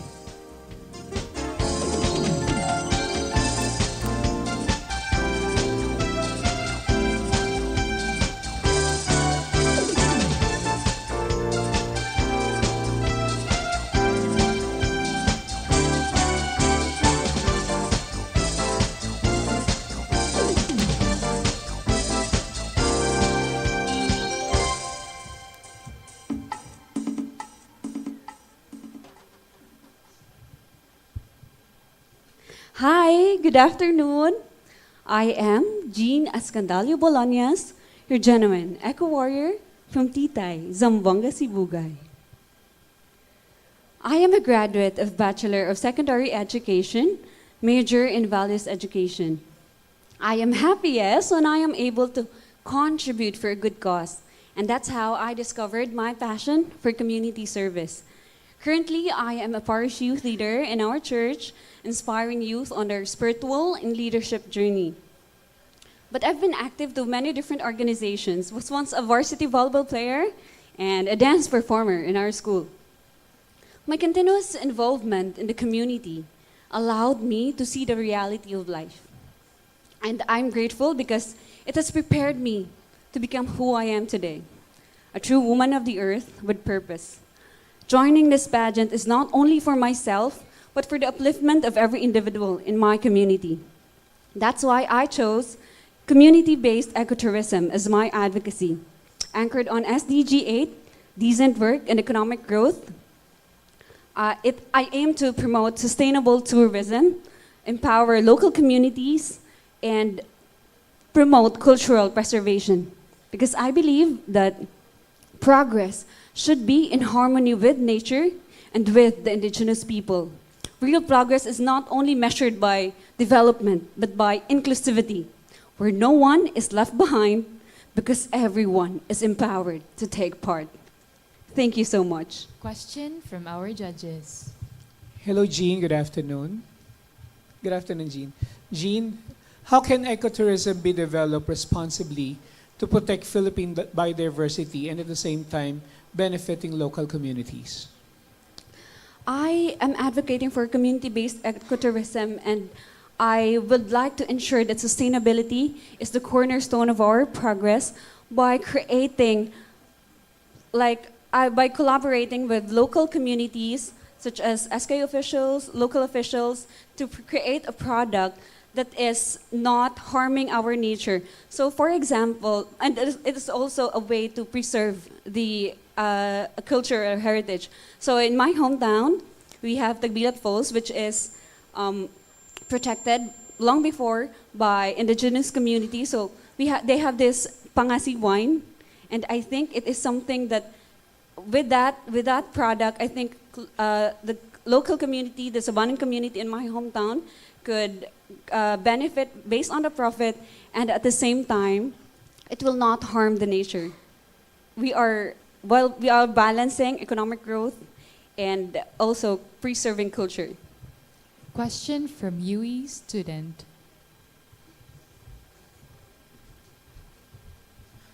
A wonderful afternoon, everyone, and to Miss Zamboanga Sibugay. I am Jacob from the UE Senior High School Central Student Council, and my question for you is, as we face the problems of urbanization as forests and agricultural fields get turned into skyscrapers and malls, and that certain political dynasties lead these urbanizations, how will you fulfill your plans and advocacies for our earth, starting with the Philippines, knowing the fact that you may face political figures along your journey to protect it? That's quite tough.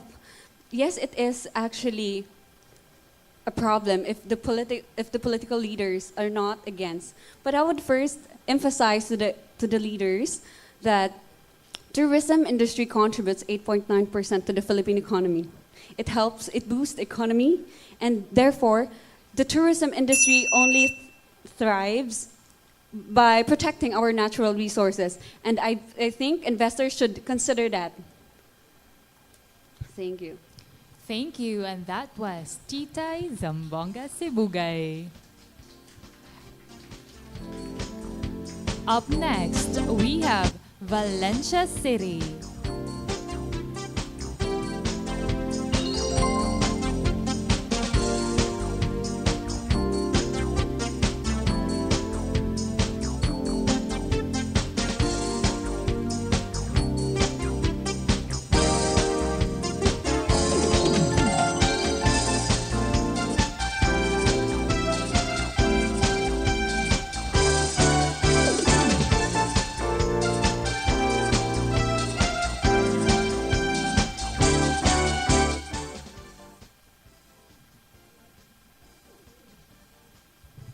Maayong hapon sa tanan.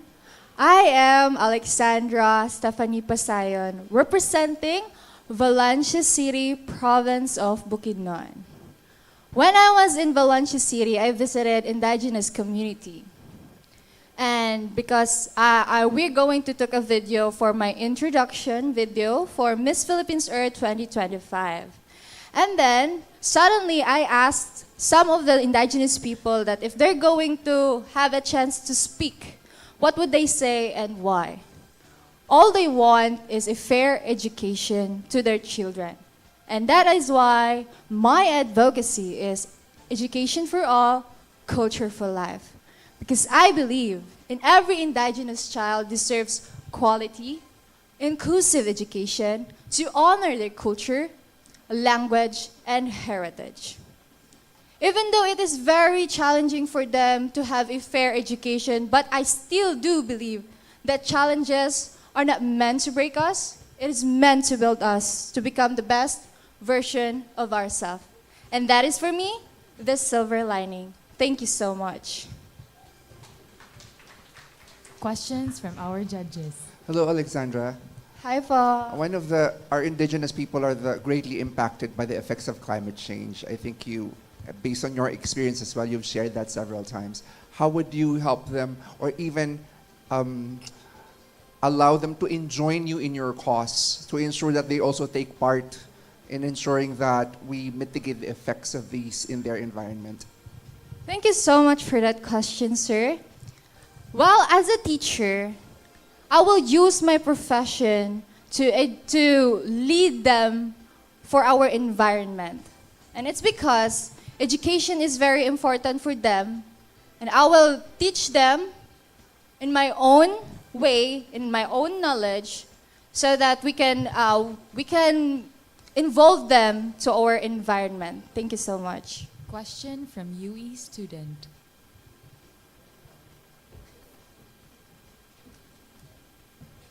Hi.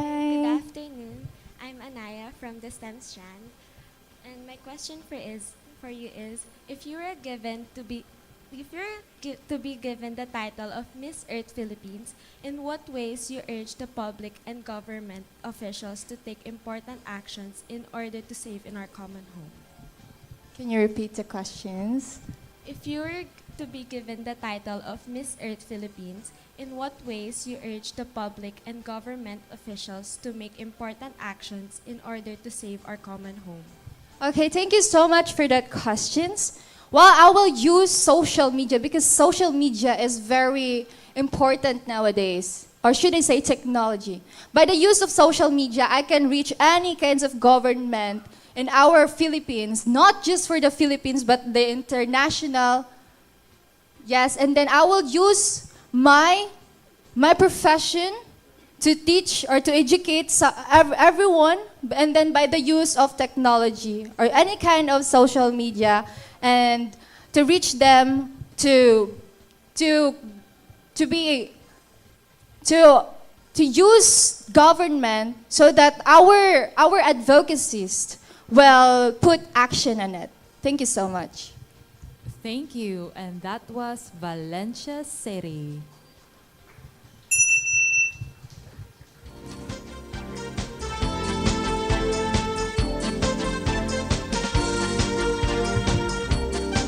Up next, Vegan Ilocos Sur.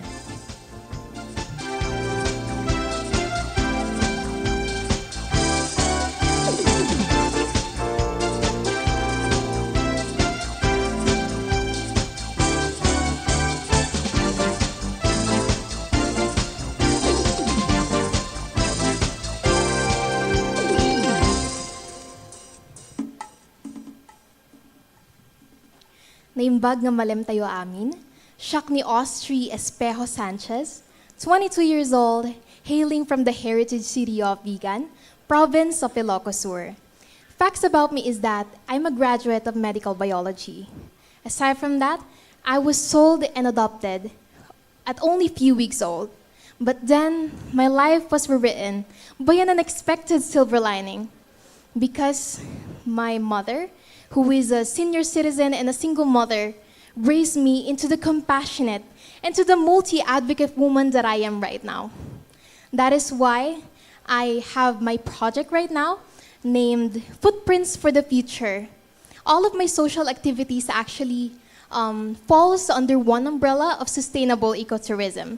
So back in my province, I was able to collaborate with the local government unit of Vigan City, wherein we are able to implement tree planting activities, advocacy walk and talk, and we are also able to upcycle trash and election materials, wherein we are able to turn them and shred them into my hashtag HappyLow that we've donated to the local or the elderly facility back in my province named Balay Taripato.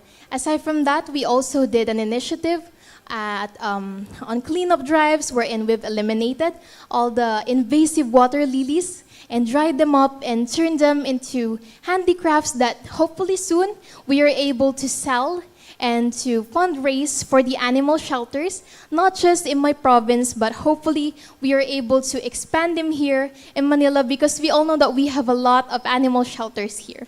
Thank you. Questions from our judges. Hi, Miss Vegan. Good afternoon po. How can you use your platform as a beauty queen to raise awareness about the environmental challenges faced by indigenous communities? And how can you use your voice to amplify the voices of indigenous communities and advocate for their rights? Thank you for that wonderful question. Well, as a Miss Philippines Earth hopeful, we are a spokesperson. I am a spokesperson. And it is very imperative to use our voice to amplify the voices, especially of the indigenous people. Simple things like collaborating with our local government unit, especially to collaborate with non-government organizations, smart civic society, so that we are able to propose different kind of initiatives, projects, programs, and activities that we can do to create inclusive implementations to involve the indigenous people, because this is very important, especially so that we are not able to leave anyone behind. As Miss Philippines Earth, we have to use our voice to implement beautiful things so that we can create a much more harmonious environment for us to live in. Thank you very much. Question from UE student.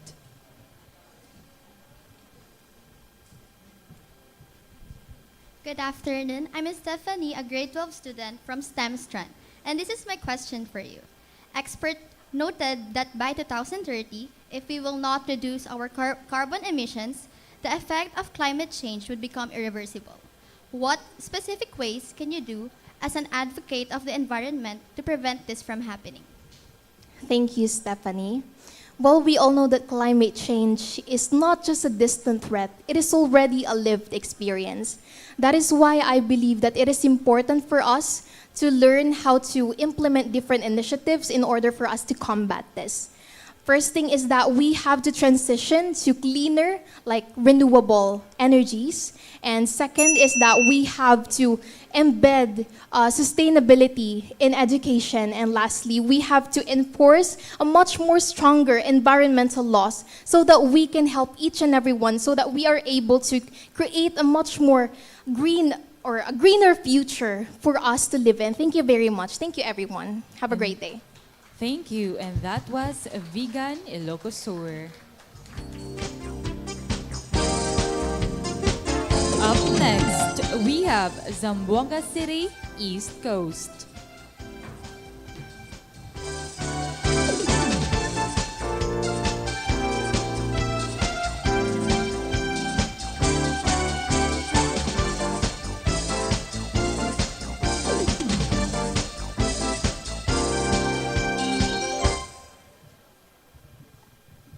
Buenas tardes, con ustedes todos. I am Kylie Ann Atilano, 21 years old, hailing from the Asia's Latin city, Zamboanga, East Coast.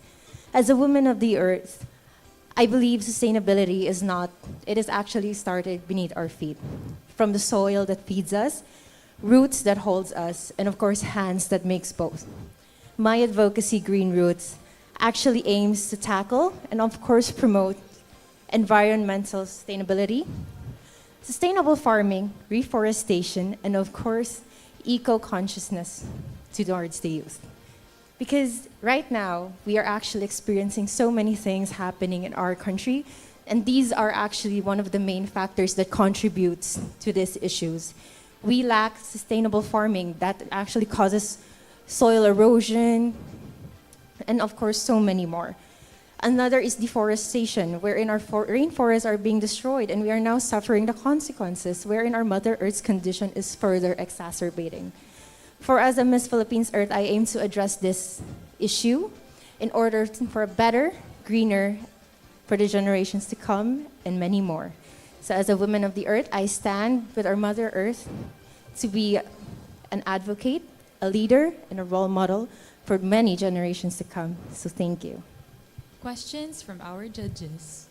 Hello, Kylie. Good afternoon. Hello po. Hello. Kylie, how would you integrate traditional Filipino environmental practices with modern sustainability solutions? My advocacy actually is sustainable farming, and this is actually a great question because we, the Filipinos, we are known as great farmers. Hence, but we are not given the chance to properly execute this because of modern society trying to improve farming by actually putting pesticides, chemicals, which actually causes soil erosion. This is actually a great question for me to actually inform each and everyone who is here right now that we Filipinos are great farmers and it is deeply rooted in us. So let us give our farmers a chance to do their own work, find their own ways because we can prosper. Just like any other country out there, we can plant our own seeds, we can plant our own foods without the need of chemicals, without the need of pesticides, because we Filipinos are creative with the ways we do. We find ways to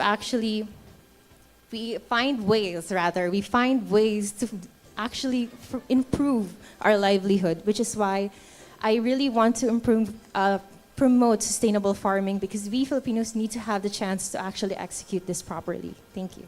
Question from UE student. Hello. A blessed afternoon, Miss Zamboanga East. I Hello, am po. Joseph, a student of the STEM strand. And here is my question. The purpose of the jeepney modernization program is to replace traditional jeepneys with more efficient and eco-friendly vehicles. We must admit that some of our traditional jeepneys are smoke belchers, but we also need to realize how the program burdens our jeepney drivers and low-income families. What is your opinion on modernization of jeepneys? Will you prioritize environment at the expense of people, or will you prioritize people at the expense of environment? Thank you.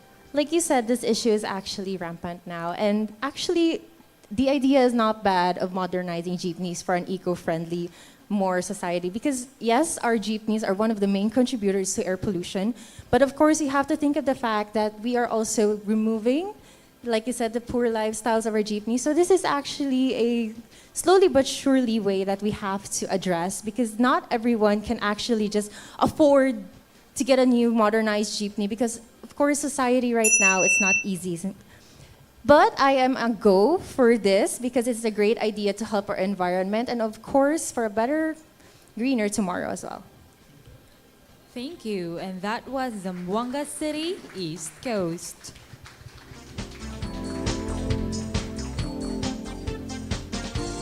And now we have Zamboanga City, West Coast.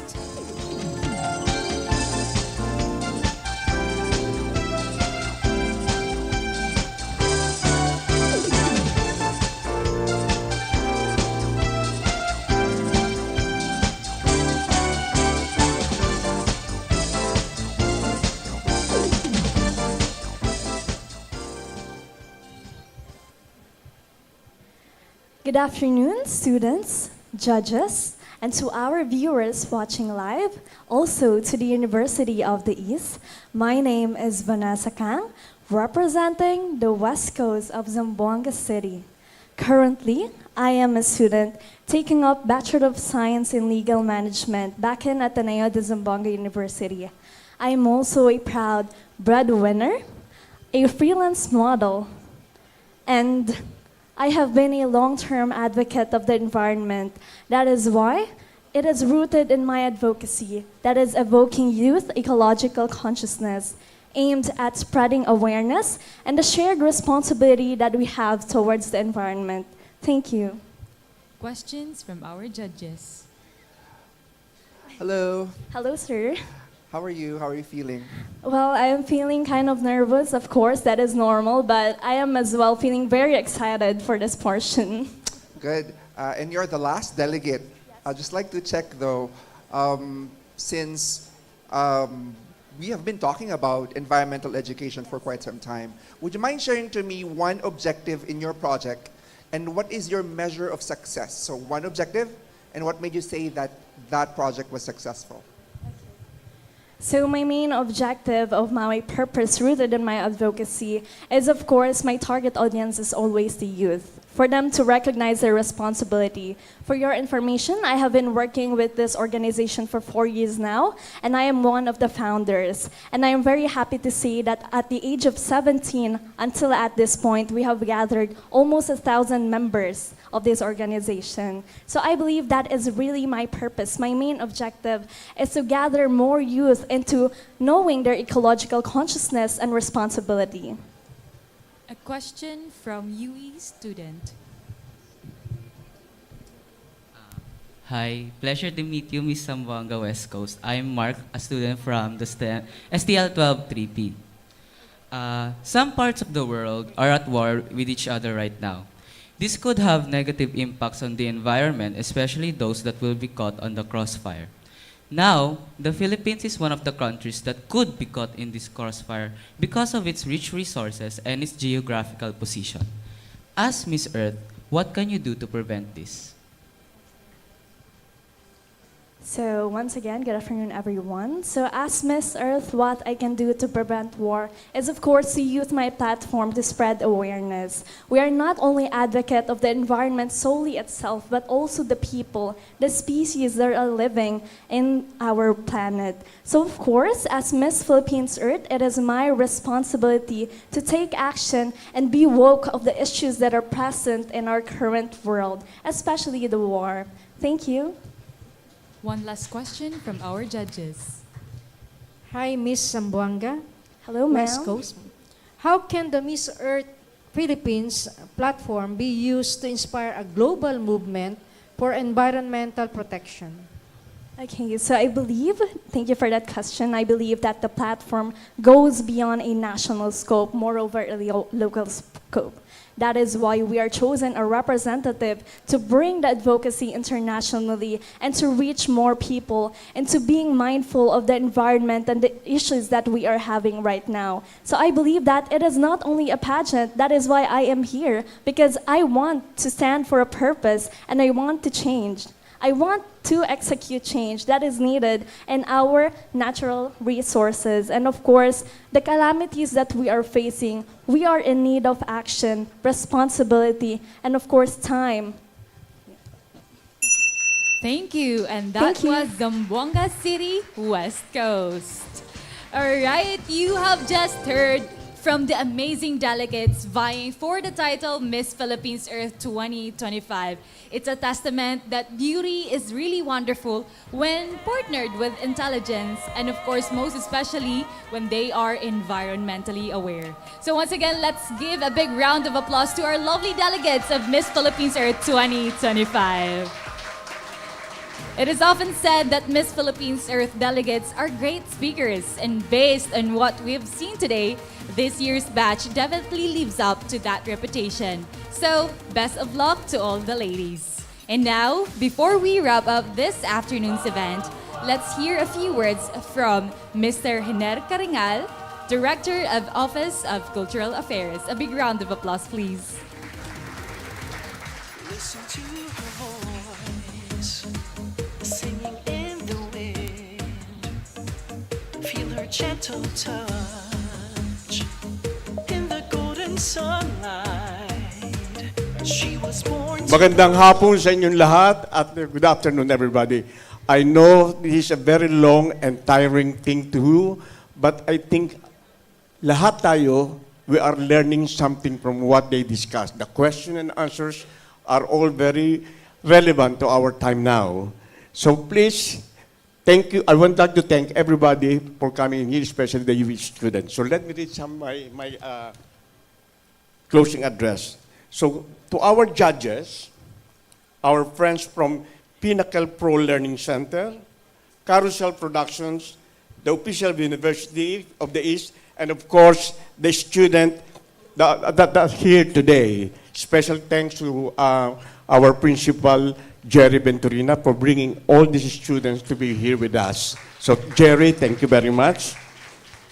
This prejudging has shown us the heart and mind of our candidates. The Miss Earth pageant is about finding an eco-warrior who can be strong advocate of our planet. Today, you have all proven your readiness in this role. You've shared your deep understanding of issues like plastic pollution, climate change, the deforestation, and have presented clear projects, and your intelligence and awareness are your greatest strength. They are the key to a better future of our country's natural beauty and biodiversity. Your passion and dedications are truly inspiring. To our candidates, win or lose, you are already winner in the eyes of Mother Earth. Please continue to use your voice to advocate for the planet. The fight for a greener Philippines isn't over, but with leaders like you, we have hope.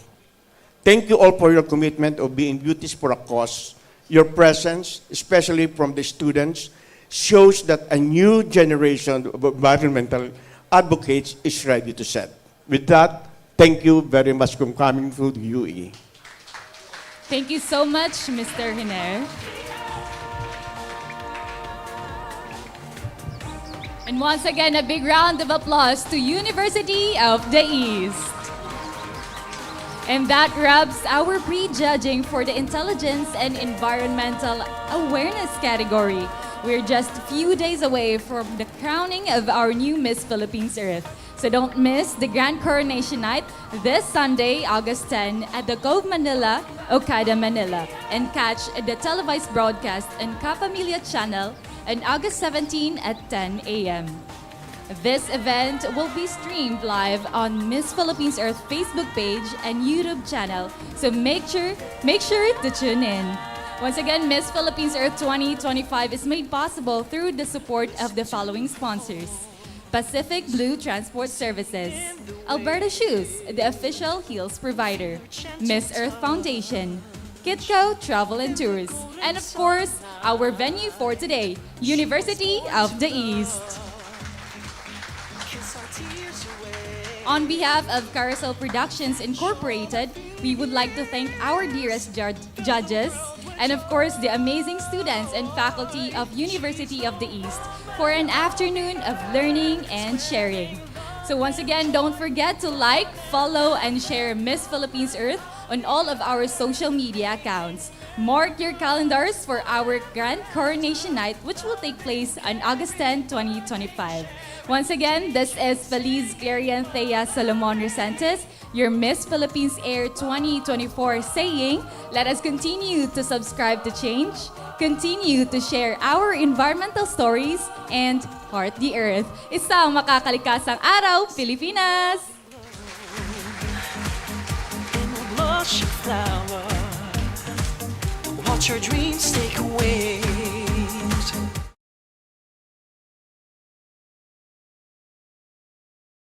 Earth and its every glory, she will teach her child.